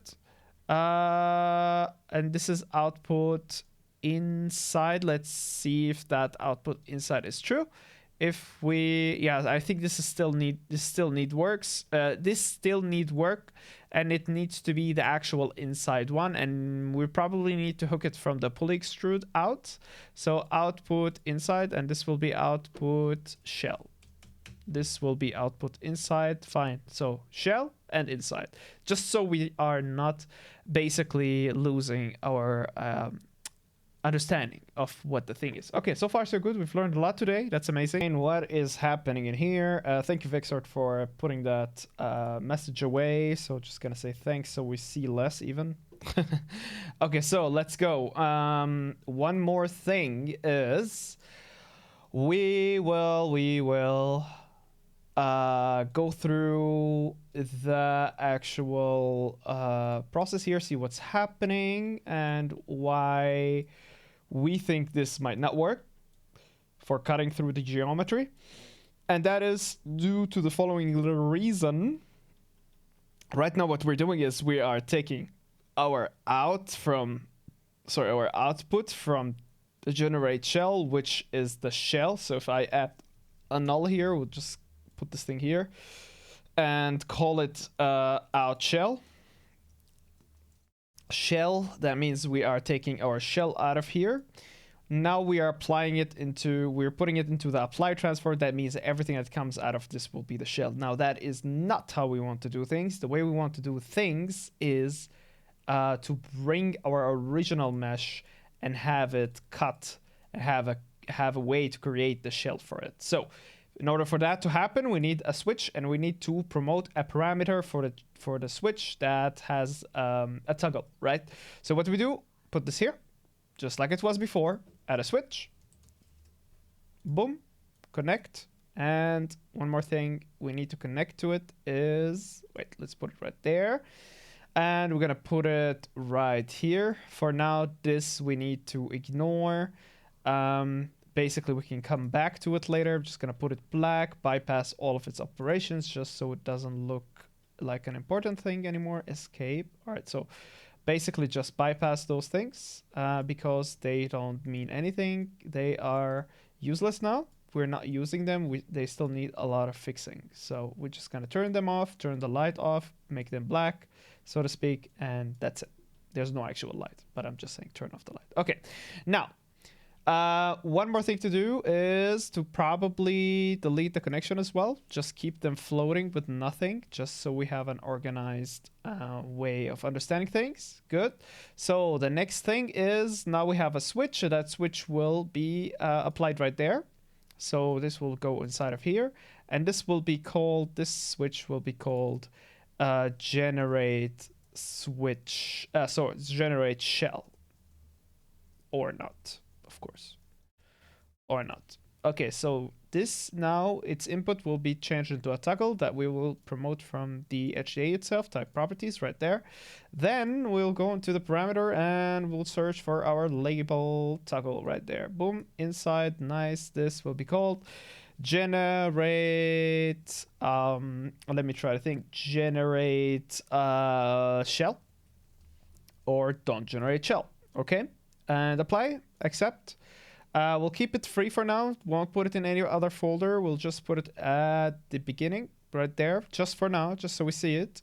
Yeah, this should basically now be connected to the select input here. Boom, inside, and absolute, because we won't be changing it from it. We'll be changing it from here. Boom, boom, boom, boom. Okay, now let's see what the problem is with the current system, and we'll be right back with you. So let's do that together. First of all, I see a bit of a difference between my structure and his structure. So, and that is in the Vernoid fracture here that comes after the settings. Okay, so basically, I'm just trying to understand this a little better. I think this will be here. That's fine. Okay, let's put this here. Then we will connect our out shell inside of the switch, which, man, this is a bit complicated for me right now. Okay, wait. So let me try to understand what I got. A very weird notification sound. I hope that was nothing important. That was weird. Okay, for now, fine. Okay, so we'll just keep going. We will basically try to get to our...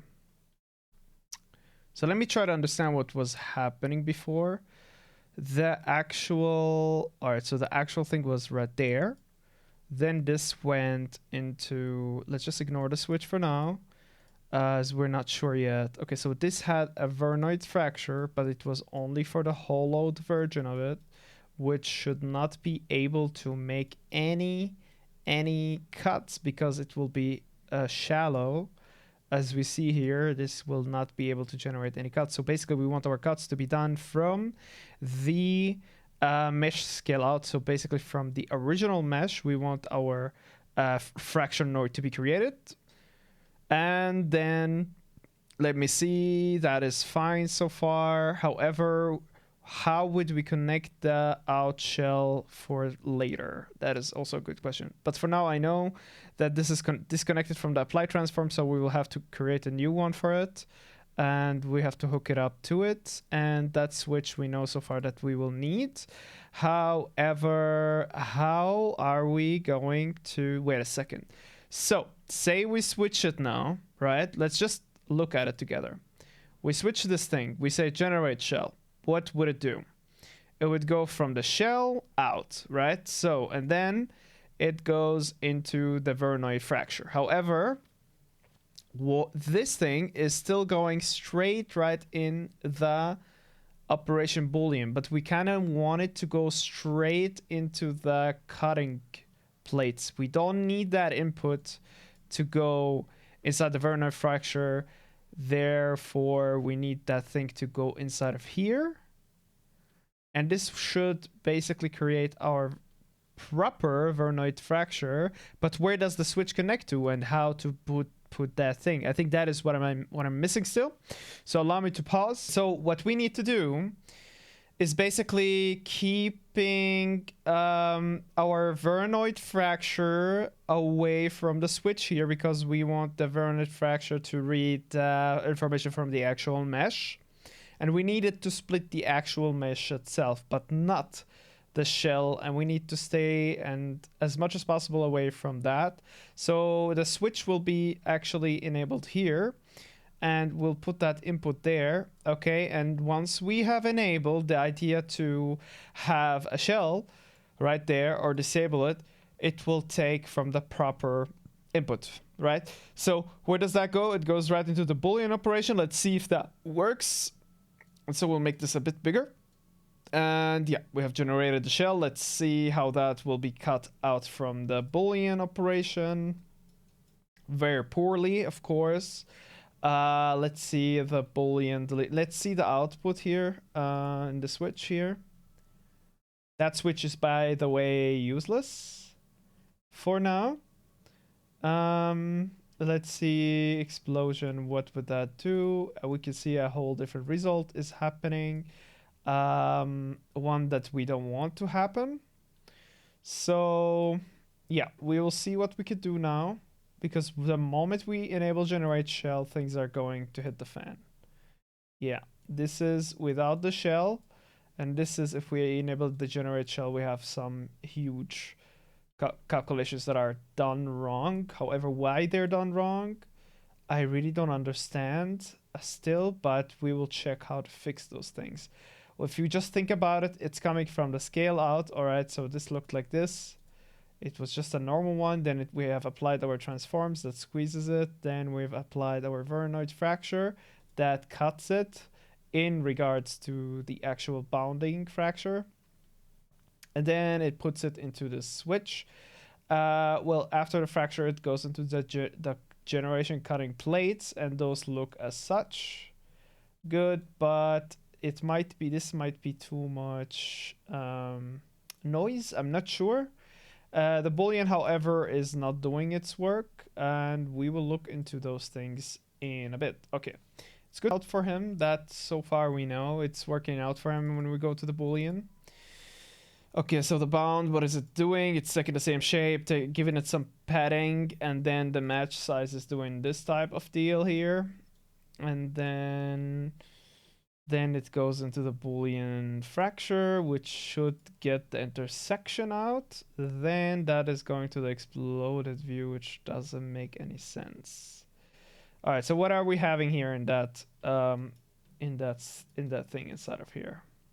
And where's it getting its information from? From this generate shell or not? Yeah, so that so far is correct. But if I zoom in, do I get a hollow mesh? Because we should. Yeah, that's good. That is working. Our Boolean fracture is working. However, what is coming out of here? Let me reset the cache pass again here. Then let me see. All right, so VDB, that is working. All right, convert VDB, good. Then we have our groups that says only what's on the inside. Good, that is working. Then we have our group that basically promoted to a different attribute, and then we blast them, we delete them, good. And then we have Boolean fracture that should actually work, good. Then we have an exploded view. All right, let's just check on that. Uniform, good, that is working, and it has a shell, correct? It should have a shell. It doesn't seem to have updated. So what is coming inside of here?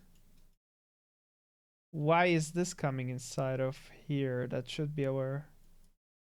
What? All right, so that thing is coming through here. Yeah, okay. All right. And so this thing is doing the begin. Is this the one with the hollow inside? Just gonna look at it here. Yeah, okay, W. No, it's not. Why is that the case? Reset, please. Reset. How does it look like from the connectivity part?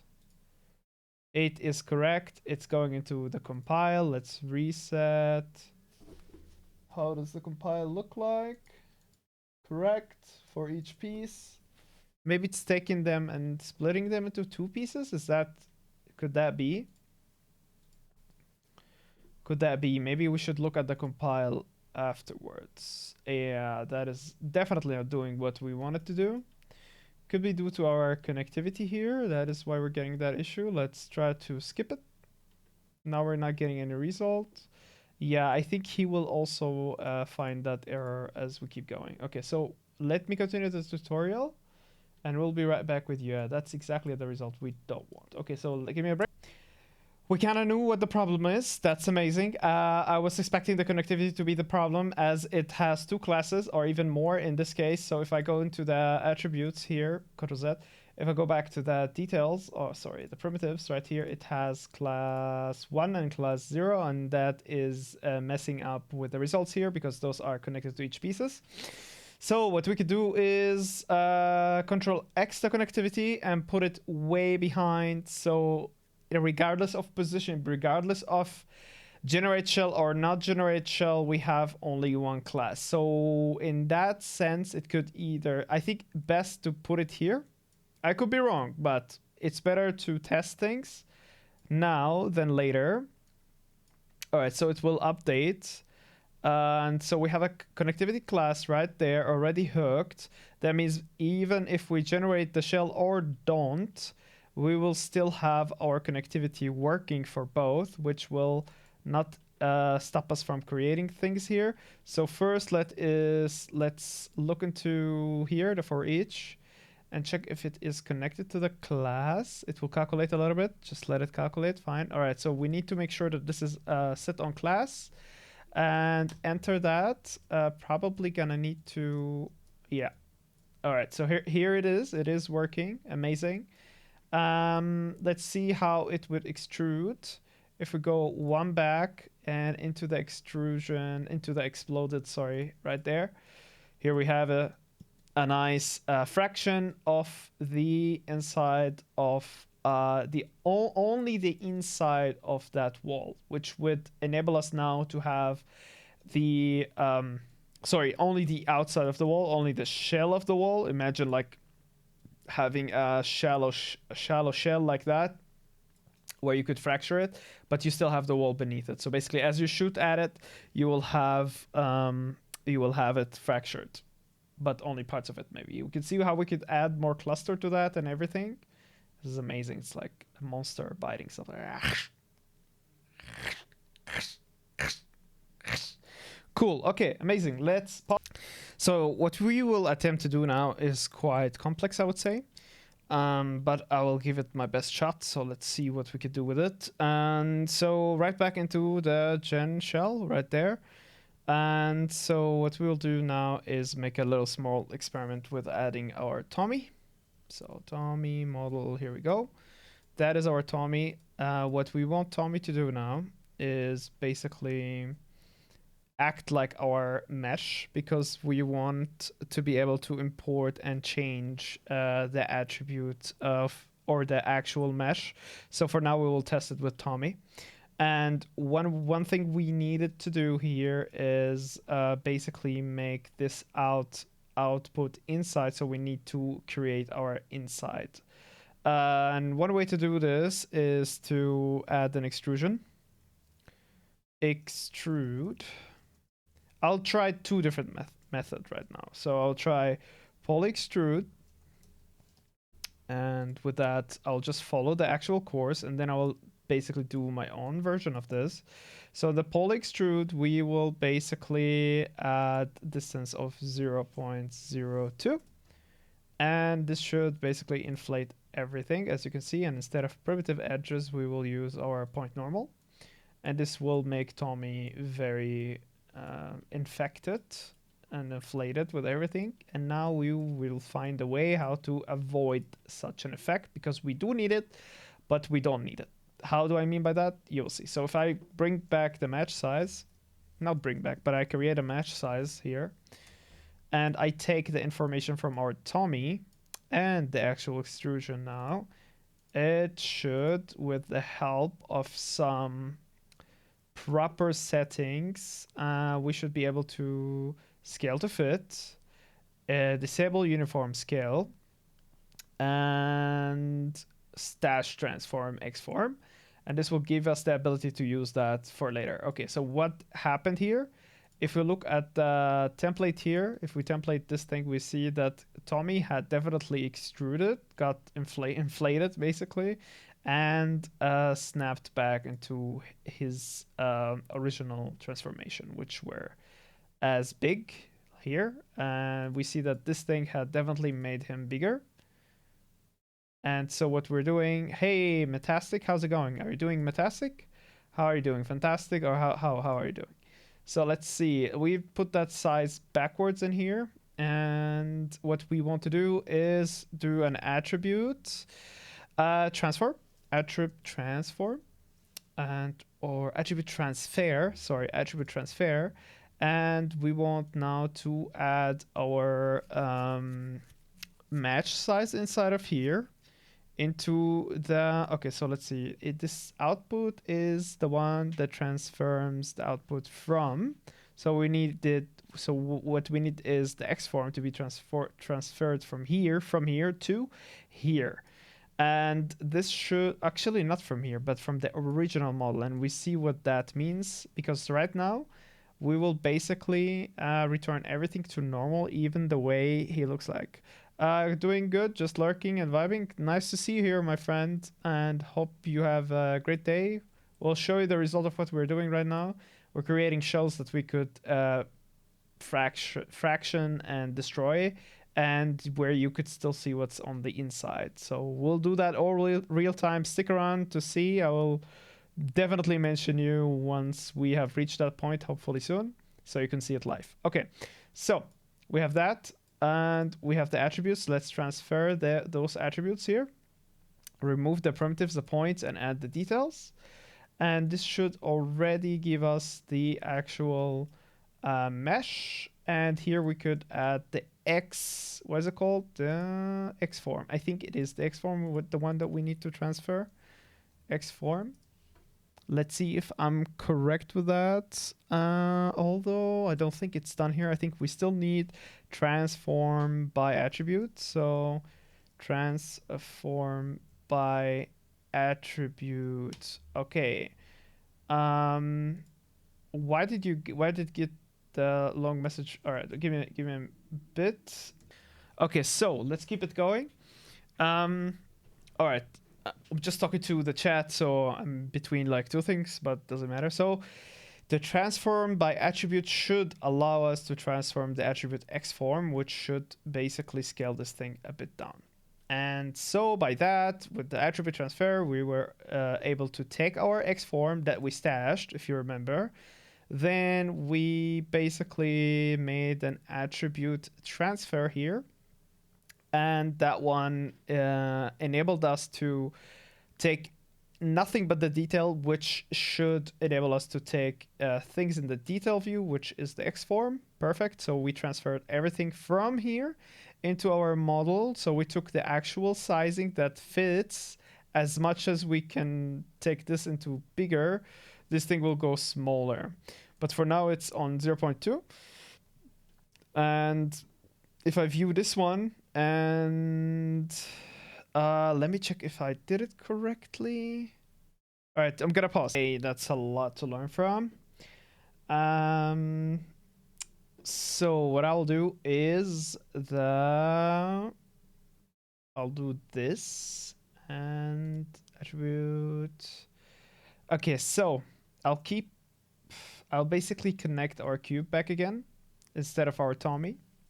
So Tommy, we'll bypass you, and we'll just connect our normal mesh inside of here, and not forget to reconnect things as well. Like for example, we need the mesh again from here. The Tommy thing was just a test anyway. Wait a second. Let's take things from the null. I think it's better. Okay, and another one inside of here. Tommy was just a test. A rat lab, if you may say. Okay, so let's see about that here. What are we creating? Fully extrude. It's going into the match size here. This is wrong. Okay, let me Control Z some stuff here. Okay, so both of those will go into the null of our mesh. This one and this one as well. So we'll just put this one here instead. And you see this attribute thing is also incorrect, I think. I think we need to put it... We need to put it... Wait a second. How did it look like before? What is this input here? Attribute transfer. From the match size, I think. Now, from to the original mesh. That's fine for now. Then let's check it out if it works. What is it? Yeah, here it is. Good. Then before it goes into, all right, so then it goes into transform by attribute, as we can see here, which is not perfect. That is why we still need to put it in a match size before we continue. So what we need to do is add a couple of new things. So we'll add an attribute transfer again, but before that we also need a real material inside of here. So basically whatever is this result here will make it into the collision. So this is the inside part, and that would be our outside part here. So we'll copy from reference, and we probably don't need the same material, but I will just copy it over. We probably need a different material here, but that's fine. We're just going to hook it up here. So that's why I won't copy by reference. Then we need an attribute transfer. Attribute transfer. Okay. And we'll block the primitives and the points and keep the details of the X form that we will get from here. From is on the right. So from X form, and we'll put the thing in here and then out again, and I hope that is the proper way to do it. Just gonna skip through the video a little bit just to make sure that is the proper way. Just a bit backwards. Yeah, okay, yeah, that's it. Unreal material and attribute transfer. That is all what we need, and we basically had snapped our sizing again one more time to the actual size of the object. But what we've done here is that we made it a bit slimmer. So if you see here, we have, let's take our material plus in comparison with the attribute transfer, you will see that it would be a bit bigger, I suppose. Also, the material here need a different grouping. So we need a group here. Give me a second. Let me add a grouping here. Let's call it inside. Alright, so put that group here and we'll call it shader inside. I think the other one was called shader outside. Nah, it could be shader inside, although that is the outside. Might be... Give me a second. This might be even the same material. I see. So this thing is taking... It's applying its material on the hollow part of it, right? It's applying its material right inside of here. Yeah, correct. That's amazing. Good. Let's keep it then. So we'll make a reference copy out of that, which would help us now. So create a reference copy. Here we go. And we will destroy this one. Take this one here. And now instead of... We'll just call this shader inside static because the other one is active. So we'll also call that, let's break that connection, delete it, and get shader inside static. And this should apply on the actual inside material. However, when it comes to which one is bigger than which, if I template this one, should be bigger than the current one that we created after the attribute transfer. So let's see. Attribute transfer, view me this one. Yeah, it's smaller and this one is bigger. That is exactly the result we needed. So what we've done, and let me go through it again. We have added a poly extrude where we extruded outwards, which looks bigger in this case. But then we have added the match size and we disabled the uniform scale. That means the bigger the extrusion, the smaller it gets. See, that is the result we wanted to get. and we used our Tommy to test this, and that is exactly the result we wanted to do. I was just a bit confused about the final result, but now we basically have the final result that we need. So that is working. So outside, output inside, amazing, we have it. So let's basically make it work. So we have output out shell here, and now we need an out for the inside part. So out inside, here we go. Let's hook it up to the proper output and then make an object merge that we need to put inside of our, let me put it. All right, so this object merge will be the collision of the inside. So we keep all of our pieces inside themselves. Okay.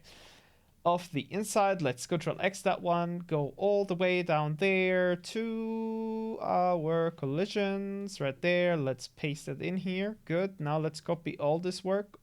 Let's make this bigger, by the way. Good. And so we are currently copying this VDB stuff that we created last week. Probably day 18.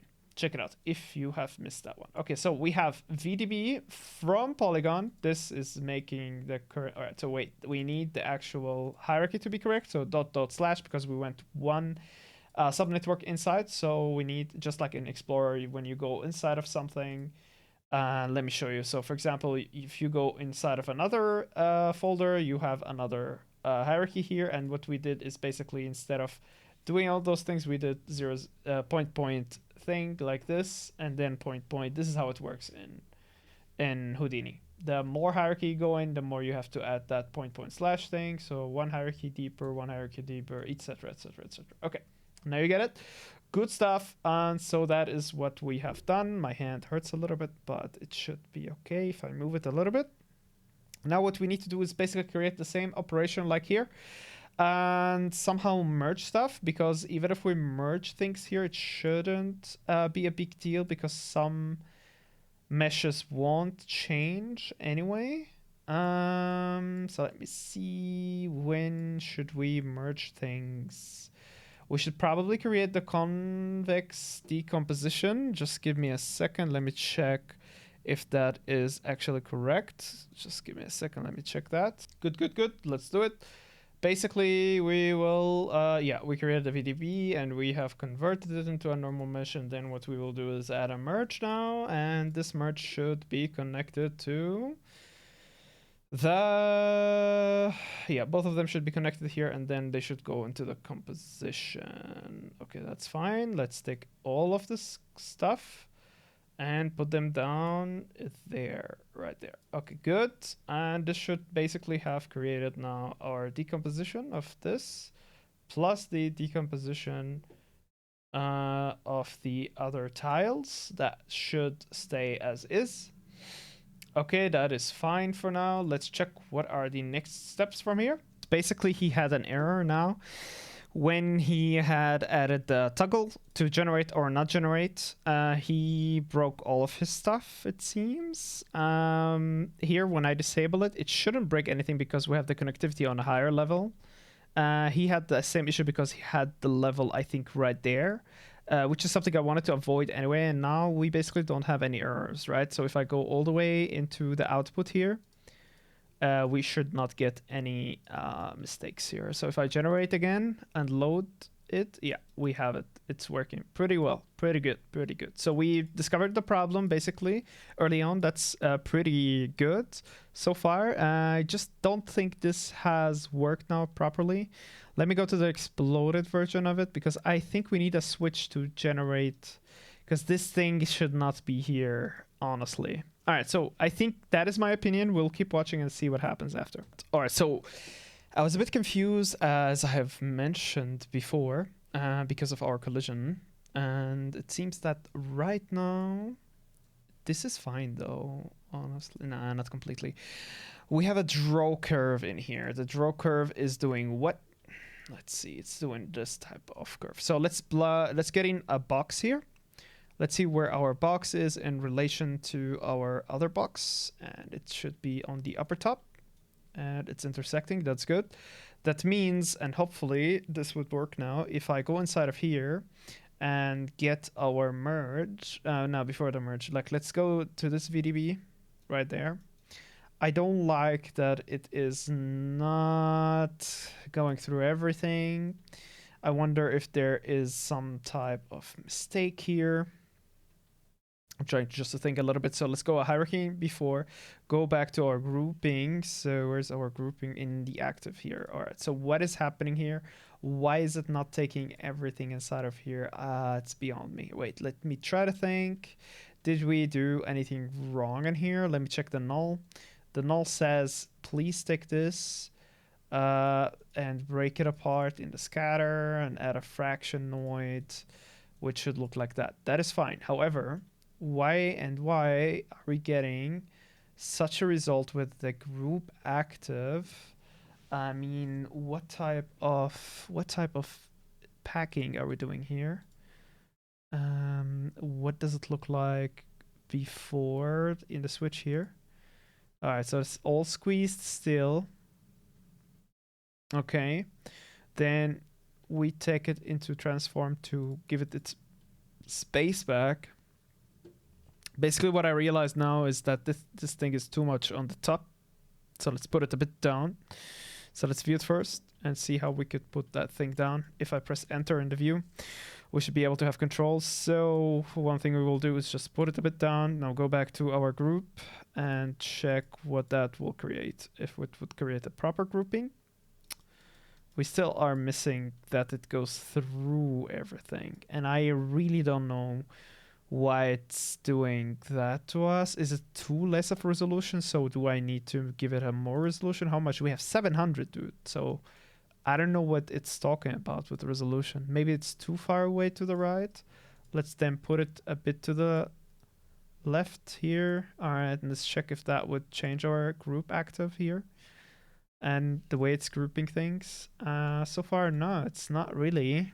And I'm wondering why. What is the packing doing? This thing is taking things right after the Vernoid fracture. Yeah, and it's processing them to make the cuts. Then if I check our exploded view, we see that it's so... man, what is happening? Is the packing not correct? So if I take this, put it into the grouping here, what would happen? We'll get a proper group, so to speak, right? But because we're taking it right from the pack, somehow it's not creating a proper thing here. Is it maybe not cut properly? So if I do explode view here, maybe that's the reason. Maybe it's not cut properly. But it is. It is though. So if I view this here and I add an explosion value, actually this one is controlled from here. Yeah, something is weird here. All right, so let's take our group and play now with our cut pieces. Delete small pieces here. Yeah, that's definitely the reason. Okay, at least we get that. So that's more proper now. Good. And so if we go into our shell, our collision, sorry, and we compare it to our other collision from the inside, amazing. That's exactly the type of result we want to get. However, we want this thing to act on the outside only. And so if we merge them, they should look like this. And so far so good. Let's go a little bit backwards and right inside of our output here. This is looking ridiculous. Let's go into the wire. Okay, is that what we would need from here? Let me try to think. All right, so let's see the explosion here. Is that the value we want here? Output. This is the outside, and it's creating. All right, it's at least creating the collision for that, but I'm not confident in its scaling yet because if we compare this to this, is it the same scale? Yeah, okay. And if I go into the output here, is it the same scale? It's not confident in that. Let's go into the W. I feel like the collision can use more or bigger let's see. Let's go to the VDB. He has a much better result on his end. So we're gonna check that. So we'll go to VDB. Values right there. I feel like this thing here could be less, in the meaning that it could convert it. Let's see, this one here, what do we have here for a result? 0.04. Can we go with 0.02? Yeah, that is definitely the better option. Let's go 0.03. That is okay. 2.5. Good. Could be better. 2.3. Let's see. That's better. Maybe we need something smaller. Yeah, that's better. Then we convert this, which would look like this. That's pretty good. Then we merge both, which would look like this. However, why is this thickness so stupid here? Let's go with something a bit smarter with 3, 0.03, maybe 0.0025. All right, I just want that thickness to look better. What else is there to do? Let's see, different values. That's fine. Okay.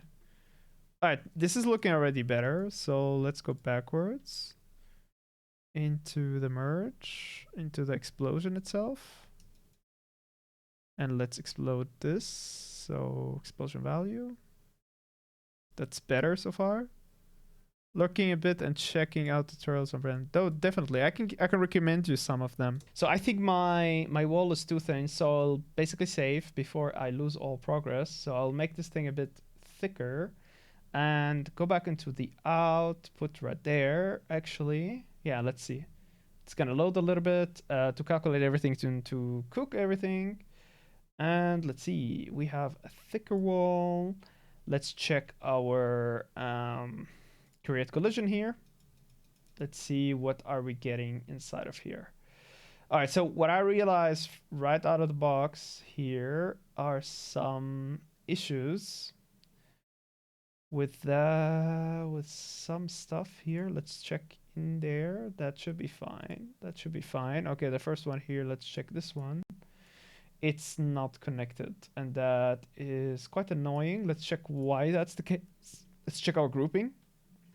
Grouping, what are you doing? Looks weird here. Let's go back into our delete small pieces and check back in the grouping and basically just play with that a little bit. Yeah, the bigger it is, the worse. The smaller it is, the less it's gonna make. I'll go into the... All right, so why the hell is this thing being cut as such? We really don't need that. And it only happened when I made the thing thicker. Why is it happening like this? Let's see. All right. Do 0.3. That thing is not working properly. 0.2. Yeah, that's much better. But it's way too thick, right? If I go here. Yeah, way too much. Way too many. So let's see. Let's see if we can find a better value. Something where we could compromise. Not too much though. 0.8 is definitely breaking everything up. 7. Not going well. 6. Same. 5. Same. 4. Okay, that's better. But that's a lot of price to pay. What I will do though, we'll go back into our escape. Come on, dude. Come on, escape. Come on. Just work, please. All right, go inside of here. We'll go all the way up there. Inside of apply transform, inside of the generation of the actual shell itself. Then we'll go with something a bit bigger than what we have right now. And that would be inside of this extrude. I think I went with something too thin. I think I need something better. Let's go with 1 here. Good, that's fine. This is thick enough. Let's make it even 1.5 just to be careful. Good. What is the next is to check if this fits its size. This fits. Approximately it fits, yeah. Okay, let's go back. All the way to the collision here. We'll wait for it and let it cook, let it process. And we'll wait, and wait, and wait, and wait. Come on, dude. All right, so now we'll go inside of here. We waited so long because of the value we have here. It's quite the crazy value. So now we see it's thicker. That's better. It's a bit thicker. Let's go with 0.1. Yeah, that won't break it. That's awesome. It's pretty good right there. All right, let's check it afterwards. Awesome. Yeah, this works. And the merge looks like this. That's perfect. Amazing. That's exactly what we need. We'll play with the value until it's so down that it doesn't work anymore. It works still. That's amazing. 0.2. All right, so if 0.2 works, we'll probably go with 1.8 just to here we go. Started getting those artifacts. 5. 0.5 here still won't work. 3. 0.1. 9. 9 is also not gonna work. All right, so let's go with 0.02. That's fine for now if it works. Although it's way too thin and I don't want that, so let's go with 1.1. We'll break things. We don't want things to break. 1 should work. Okay, good. And it's thick enough, right? So if I go here,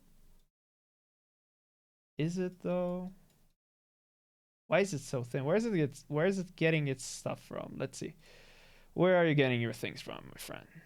Okay, so it's going through the null, and this null is thick enough or not? Let's go and play with the values inside of our generation here. And the first thing I want to play with is the poly extrude level. And we'll play with that thing and make it, what did we say? 1.15. Let's go with 3. Fine. Let's check if that had changed anything. Is it thicker now?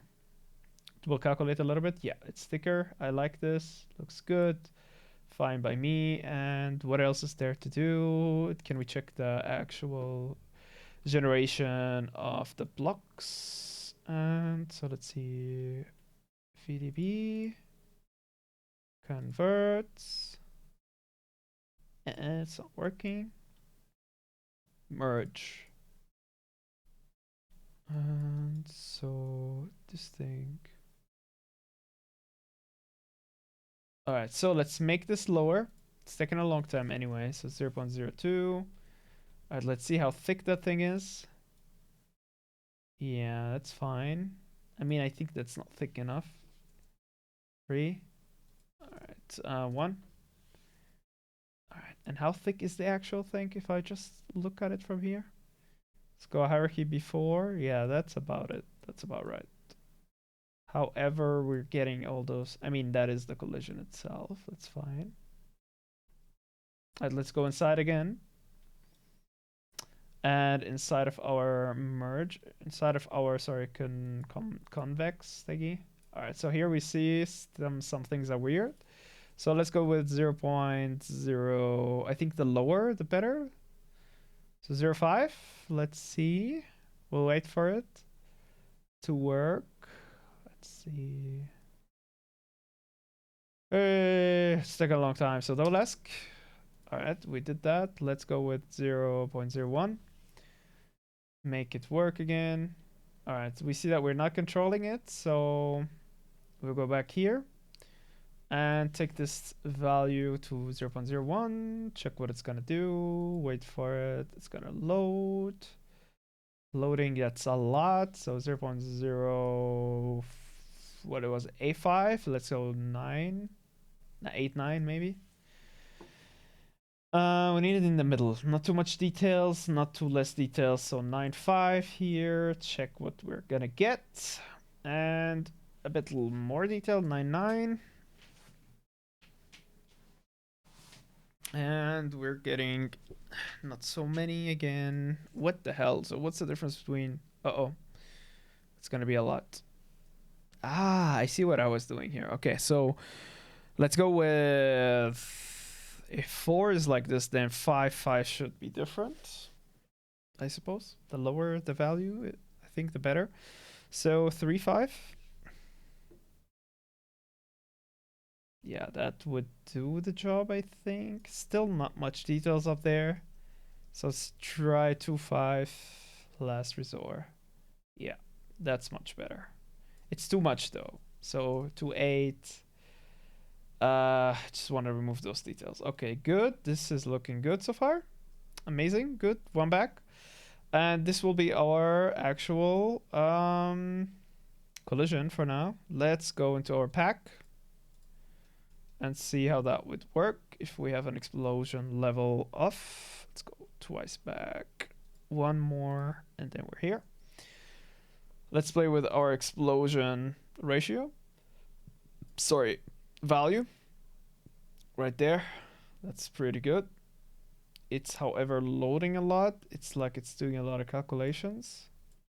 That is not good. Maybe due to the collision. Let's see if I play with this. Still a lot of calculations. Okay, so no matter what we do, I think it's due to the 700, so let's do a 200. Let's let it cook and wait for it.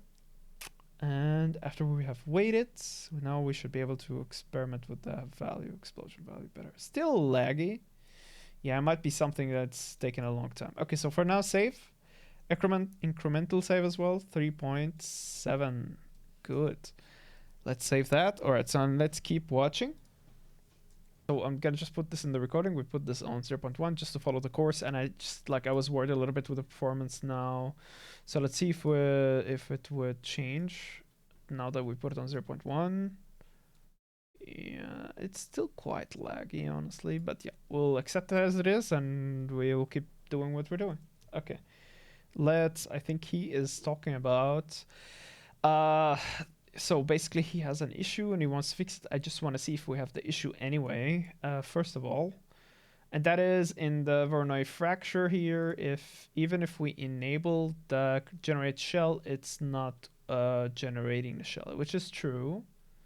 It is not generating the shell, so it will break everything, correct? If I go to our exploded view, which is not here, so we're just gonna add one exploded view. Good, let's hook this up to it and view this. Yeah, it's not creating the shell, and we'll fix this. So let's see how to fix this. We'll be right back. Okay, so basically the issue is if I have changed this to simple, it's not creating anything from the shell. Right, even if I enable the shell, it's not gonna work because we basically disabled this input. We bypassed it now with the switch, which is down there, and that switch will be just determine. Not sure if this is how to. Okay, choose style. Okay, right, good. So choose style will go when we go simple. We also wanted to generate a certain shell, right? And so the proper way to do this is to hook this thing in here and to delete its hook inside of here, and basically remember where it's hooked from. Wait a second. Give me a second. Let me try to understand this a little bit better because it's a bit complex with the nodes. Yeah. Wait a second. Okay, let's collapse. All right, before we do this move, before we do the move with the switch, it's Control Z. Okay, and let's collapse those things into a subnet. So collapse into subnet, and let's call this style fracture with like future, and let's put difference between them. And let's give it the yellow treatment. Good. And now if I go inside.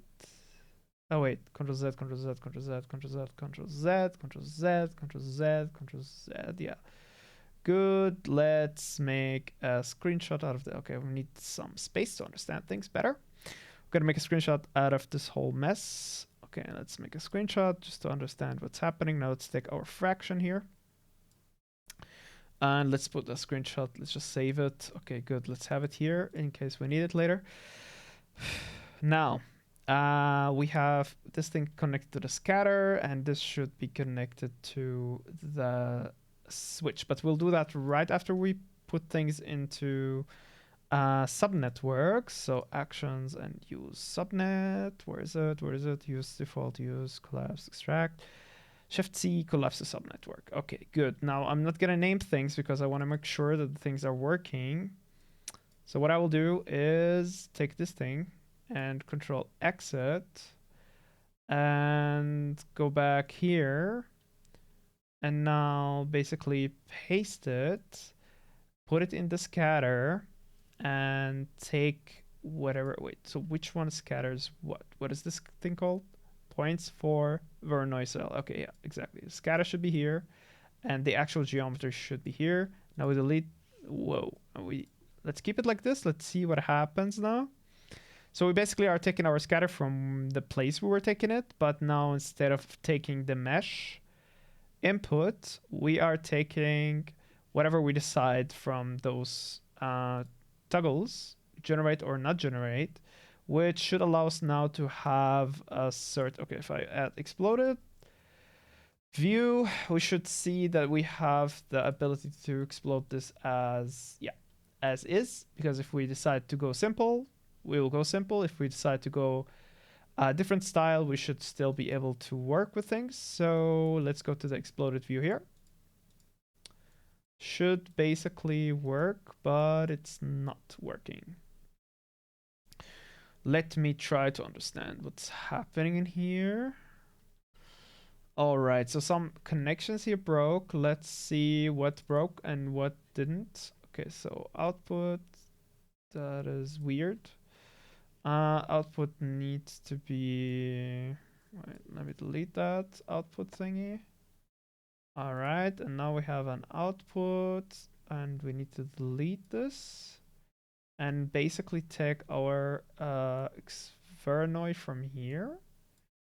And now we need to switch things. So one is, so if simple, then it goes 0.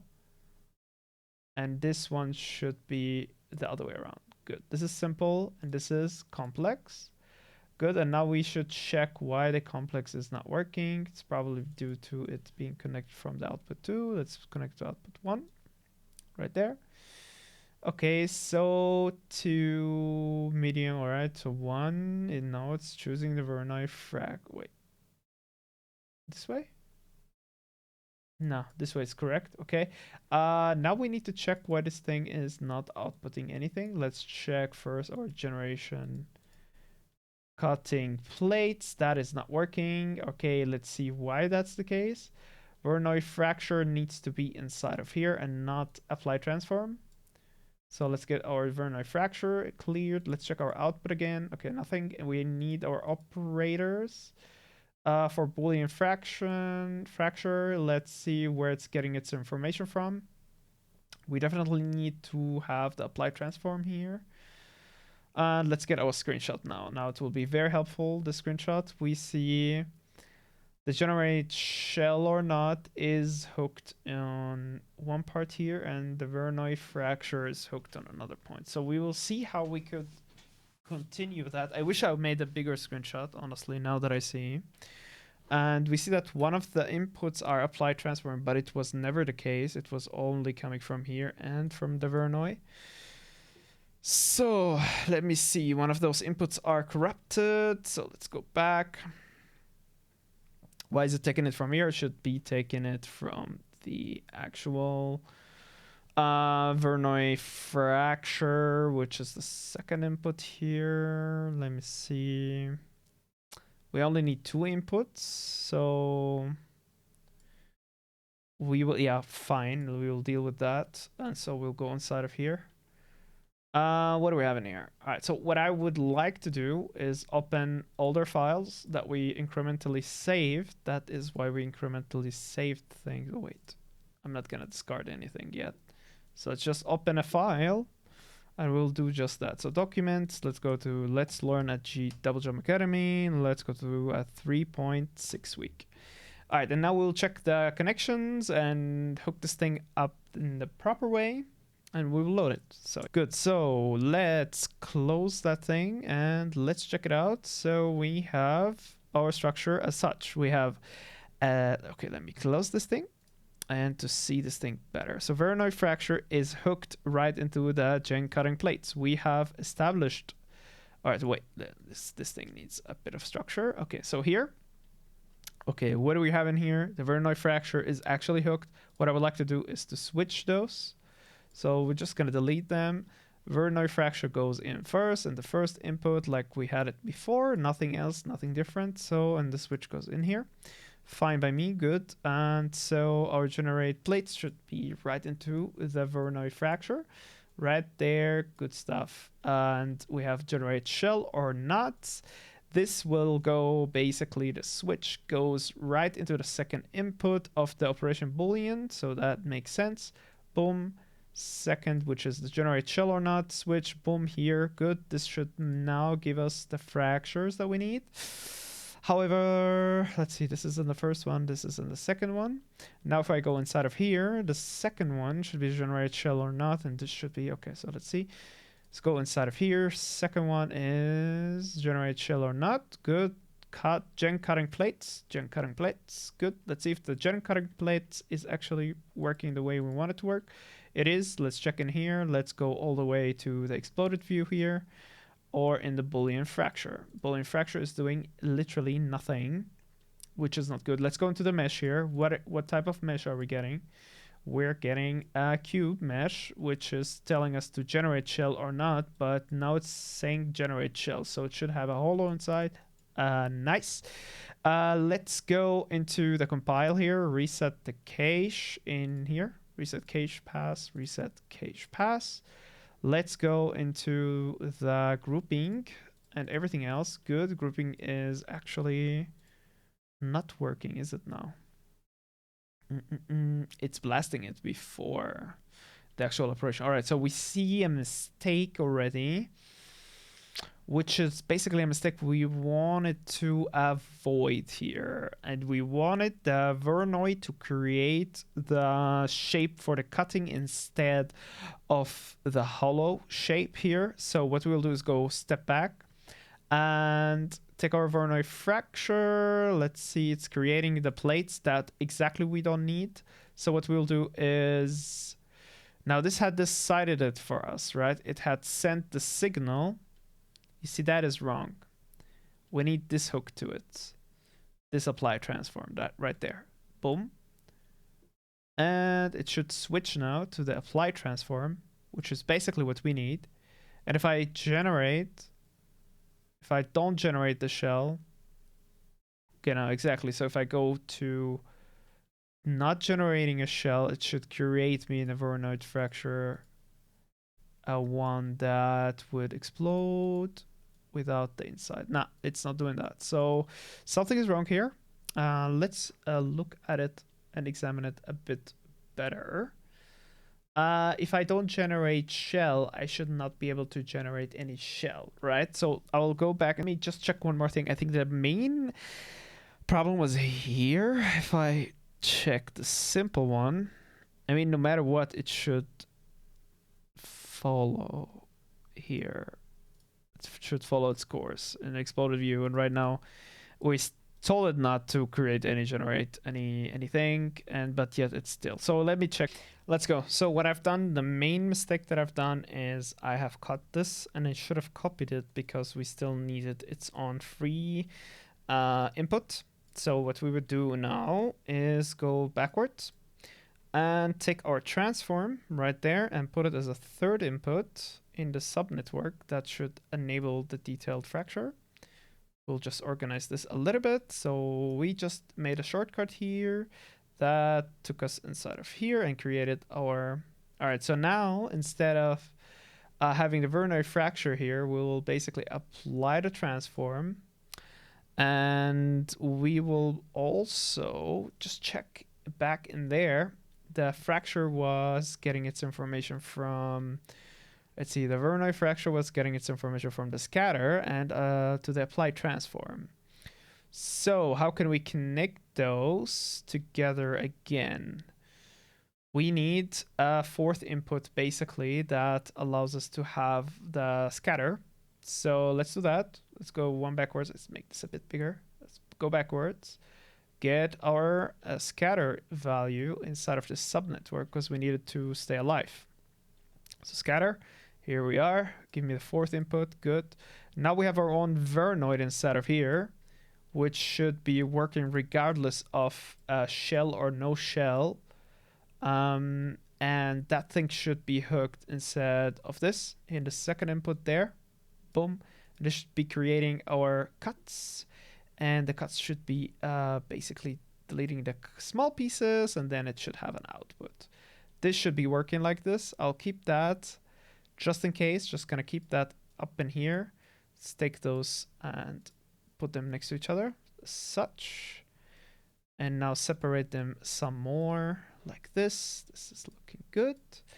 Good. So this is all what we needed here. Let's go backwards. And now basically we have our Voronoi that we will use for the rest of the operation when it goes into the switch here. Now let's see what that means. If I go and have enabled simple, we should be able to explode that in the simple way. Let me just show you what I mean. This is the simple way. And now if I enable medium performance, it should also split it.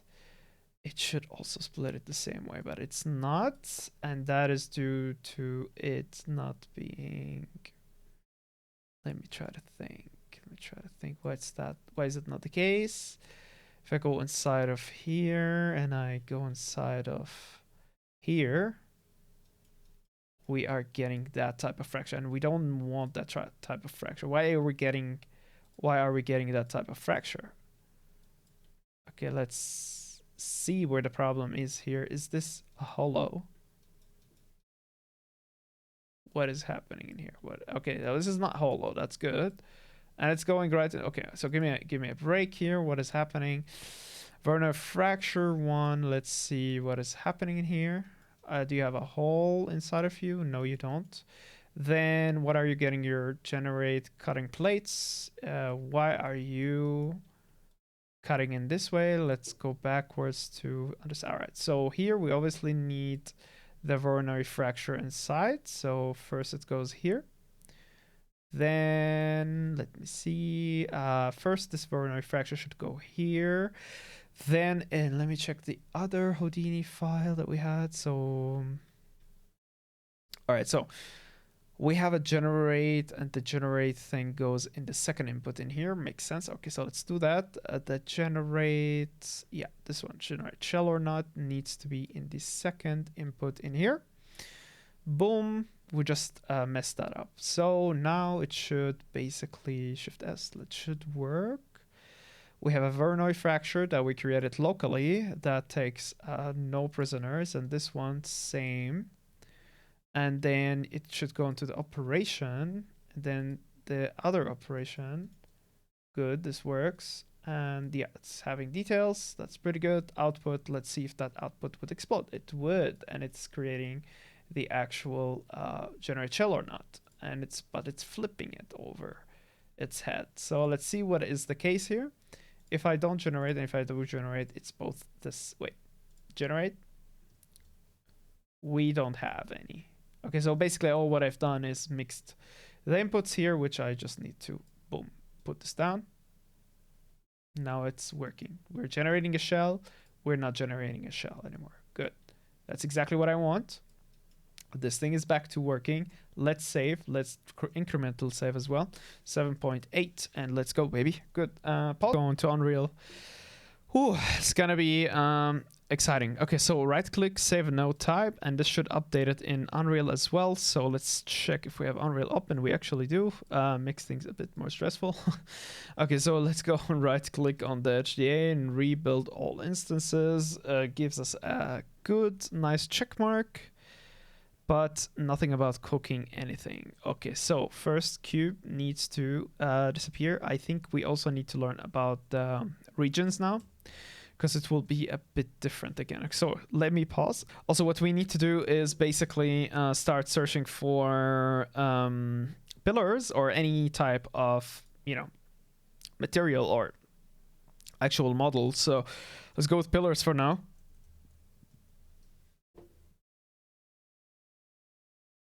Okay, so here we are. Let's get some of them. I really like this one and this one. This one is amazing too. Let's get some more details. I hope I'm still signed in. Let's click on it. Let's add it. Let's click on this, download it, and add it. Good. Let's go to the next one, modular. Yeah, I like those. We're gonna download those and add them. Good. This one too looks good. So we download it and we will add it. Add that. What else is there? Maybe a statue will be cool. So let's check it out. Statue. Where is it? Statue. All right, enter. Let's get some statues in here. Let's get something simple like a face. And we'll download that and add it. We'll like for it to be super big, and this one too. Let's add some stuff and add it. Good. So far so good. Let's see how to work with all of this in a second recording. So I started with a new scene. I would like to delete everything in it and save it. And then what I would like to do is basically add the HDA again. But this time we first add the mega scans that we just created. So 3D assets. Let's try to filter with mesh. Niagara blueprint materials skeletal mesh, I think, is the one that is animated, so we don't want that. Static mesh is the one that we need. Okay, and now let's just put everything inside of here. What is this? A Roman whatever. Okay, so we need that big, please. I like things to be big like this. Okay, what's next? Old. All right, make it also super huge. What I would also like to have are those statues that we created, that we imported. Yeah, here you go. Make that huge, dude. Okay, cool. This here is a statue as well. It's not importing. Come on now. Ah, it is. Okay, it's just super small, but I want it to be super big. All right, that's almost there. Good. Good stuff. Let's have this here. Good. I like them to be big like this, because then I could start the destruction. All right, so what I will do is save. Good. And what we will add as well is... All right, so now we'll add our HDA, which should load. We'll just delete that filter. So content, HDA, and basically establish a connection first, create session. And now we will save all. And we'll look into it. So save all right there. Good. And then let's see. We will add our DGA, draw sphere. Okay, so let's add. Okay, we're just gonna delete this. We'll add our HDA here. Let's choose errors. No way we have errors, dude. No, please don't. Do we create a session? Do we have a session? Nah, rebuild. Nah. I mean, maybe because it doesn't have a mesh. Dude, so freaking annoying. Where's our mistakes? I mean, I just don't get it. Wait, let's not lose. any hope yet? Let's see. We're gonna select the DGA itself, look at it. All right, so we'll take those outputs away. Bypass, and that output delete. And that output is the only one that counts. Let's check if our script is still there. Script is not here, that's good. Let's save this again. Where's the save? Save no type. Good, let's right click and rebuild. Finished with errors. Okay, let's see. Let's see what's causing the problem. We will just use a cube here to do our things. So we will, instead of geometry, have world input. We will add a start selection. Let's just use current and wait for it to cook. Let's see if that would get rid of the issues. I just chose a normal cube, so let's see.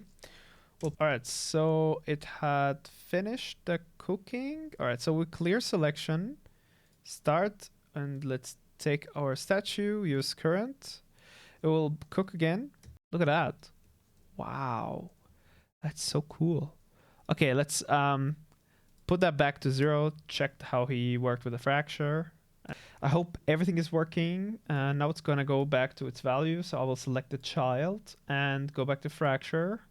Hopefully it won't crash on us. Let's see. And here we see the oh, it crashed. That's nasty. Okay, so send and restart. We'll be right back. It's gonna crash again. I'm 100% sure about it. So let's see. We will go to fracture. Oh man, it's gonna be annoying. And we have the levels. That's pretty good. So if I go, all right, so now if I add an explode amount 0.5, it should explode. Ooh, look at that. Ooh, it's pretty good. It's pretty good, guys. That's amazing. I think that's due to us being in simple mode still. We have actually the same material that we want to work with. That's so awesome. That's great. As for fracture level, that is the clusters that we wanted to work with. This is no explosion whatsoever. So they're all 1. Level 1 should give us some clustering, as you can see. That's so cool. That's so cool. And we can apply this on every other element in the environment. That's so awesome. Cool. Look at that. Yes, I can send you on Discord once again. Cool. Yes, send it on the Discord server. We need some activity there anyway. So yeah, appreciate it. Level 2, this should give us even more what is it called? Clustering. That's so cool, dude. That's so awesome. Cool. Good. I'm really excited for this. Let's make it work. Let's make it work. Okay. So far so good. Let's watch some more. We'll be right back. Back to it. What I would like to do is test a couple of the stuff that we implemented here, such as the shell. Right now it's not generating a shell, so we'll do that. So back to our outliner.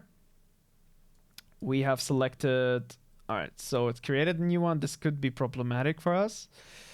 It might crash right now, actually. So we might need to re-import the whole thing anyway. So let's see. We will add, what type of options do we have here? We will add curve friction. Right, let's put this thing here. Maybe above even. It's fine like this. Okay. All right. If I wanna check it, I will check it. But for now, let's see. Answering you, Alex, I think it works much better as a buff or as like a ram effect to keep enemies away. You know, you're doing and then they would go like away from you. Just talking about some BFX with Alex there. All right, so back to it. Let's get some shell going on. Let's see, it will break. I'm pretty 100% sure it will break everything. So let that bake. We'll be right back.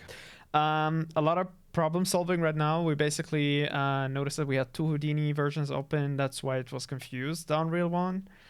And so what I will do is now, basically, before I connect any sessions, I would like to merge our insides, which are inside of here, inside of our generation shell, and inside, inside of, sorry, it's in this one, the out inside right there.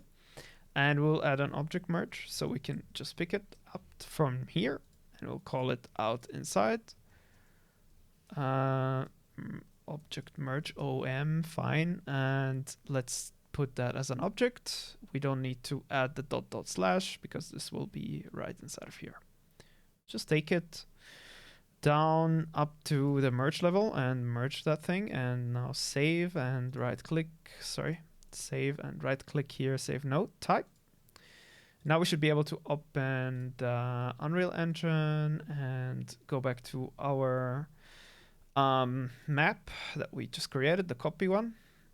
And let's go into the HDA here and start connecting the session between Houdini, create session. And now since we have one Houdini open, it should know which Houdini it needs to connect with. I think before it was quite confused. So let's check it out. It's gonna take some time until it creates the session. Let's pause. Right, so far we understand that the generate shell should basically, when toggled, should enable the shell to happen. But for now, just toggle it just to see if it's gonna work on this. And we're just gonna wait for it until we see that it's gonna cook right now. For some reason on the simple it's not working, but once I change it to medium performance, it works. And we need to figure out why that's the case. So we're just gonna wait about it. So it had cooked now. Let's check our shells if they are forming shells. They are indeed not forming any shells there, with some UV problems as well. What I will do is pretty much rebuild this just to see if it is getting the proper everything. We'll wait for it. We're getting some errors with the materials, I think, because we have a duplicate material and it is applied right after here. If I go into the generation of the shell, just so you're not lost right there. I feel like we shouldn't have taken it from here. We should have taken it from here and put it into the attribute transfer. This should go its own way and this should go its own way, and we'll just put it here. Let's save that and save the node. I hope that helps with solving the problem. So what I'll do is go back into Unreal and rebuild. You see that material here. I'm not satisfied by it. The white one. It's like it needs to be a different material because it's well on the inside. So if I take that one now, fracture it. Nah, it's not working still. So we figured out what the problem is. Finally, it's in the Houdini. We've had different inputs here. I deleted them and brought everything back and it's working. That's awesome for now. We should check the shell problem as well. And so what we'll do is give this a bit of a more explosion here and check for those pieces to create shell, to generate that shell for us. Let's see, we're gonna go here. We're gonna try to, damn, it's only working on the medium performance. It's not even working right now. Simple. So the shell thing is the problem right now. Let's see if it will work in simple mode. Good, our shell I think is working. Just one problem is I think it's way too, I think the extrusion, the actual extrusion is too big. This is too big of a chunk, but for now, it's looking awesome. If I take it upwards like that, we'll be able to see the actual fractions.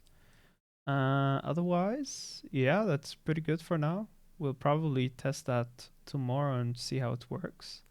The level 1 is weird though. Yeah, that's pretty weird, but it's not so bad though. Like, this is good enough for now. This would work. Let's add some medium details and see how that would make everything look like. No, where is it? Simple, let's put it into medium performance and see the cracks if they would improve.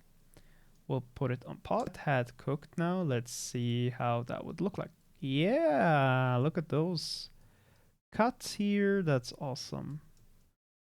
We just need, of course, more details. So we will add, we'll bring our details from the Houdini file because those had worked pretty well. We'll bring it back to medium. And so we have 0.1 here. Let's do that. 0.1 for the remesh. We have 0.7 for the amplitude, 0.7. We have a 4 for the texture size. Let's go 4. And check as well. All right, 4 for the texture size. What does the texture size here do? Is it the less, the better, or? Let's see if that would work. It's cooking. It's cooking. Cool. And let's see if that had worked. Let's check it out here. Hopefully it won't break. It lost a huge value of the shell on some parts. The other parts are working though. It lost all of it basically. So where is it? Let's go here. Did we lose that? Triangulating instance is still working on it somehow. Weird. Let's go with level 2 and check how that is working. Yeah, it's better. We have shells somehow. Much better. It's breaking in a different way. Looking good. All right, so for now, that's amazing. It's working. We're gonna save that and cut this whole stream out. It's been too long. All right, everybody who's watching this, will definitely be able to see you soon, hopefully again. I'm just gonna check if we have sound problems because the PC is going nuts right now. Hopefully I don't have any sound problems. Let's see. We'll close this up and say goodbye to all of you. All right, thank you for watching anyway, and we'll come back tomorrow. Sound is okay. We should probably rate someone so this doesn't go away, but as you people who are watching this on YouTube, yeah, thank you for watching. See you tomorrow where we take this a step further and hopefully we finish this week's thingy. I'm just gonna close this. I'm gonna save selected. Amanda Nelson says hi, but I'm gonna say bye. Okay, everyone, thank you for watching. And yeah, see you later. See you tomorrow with a different video.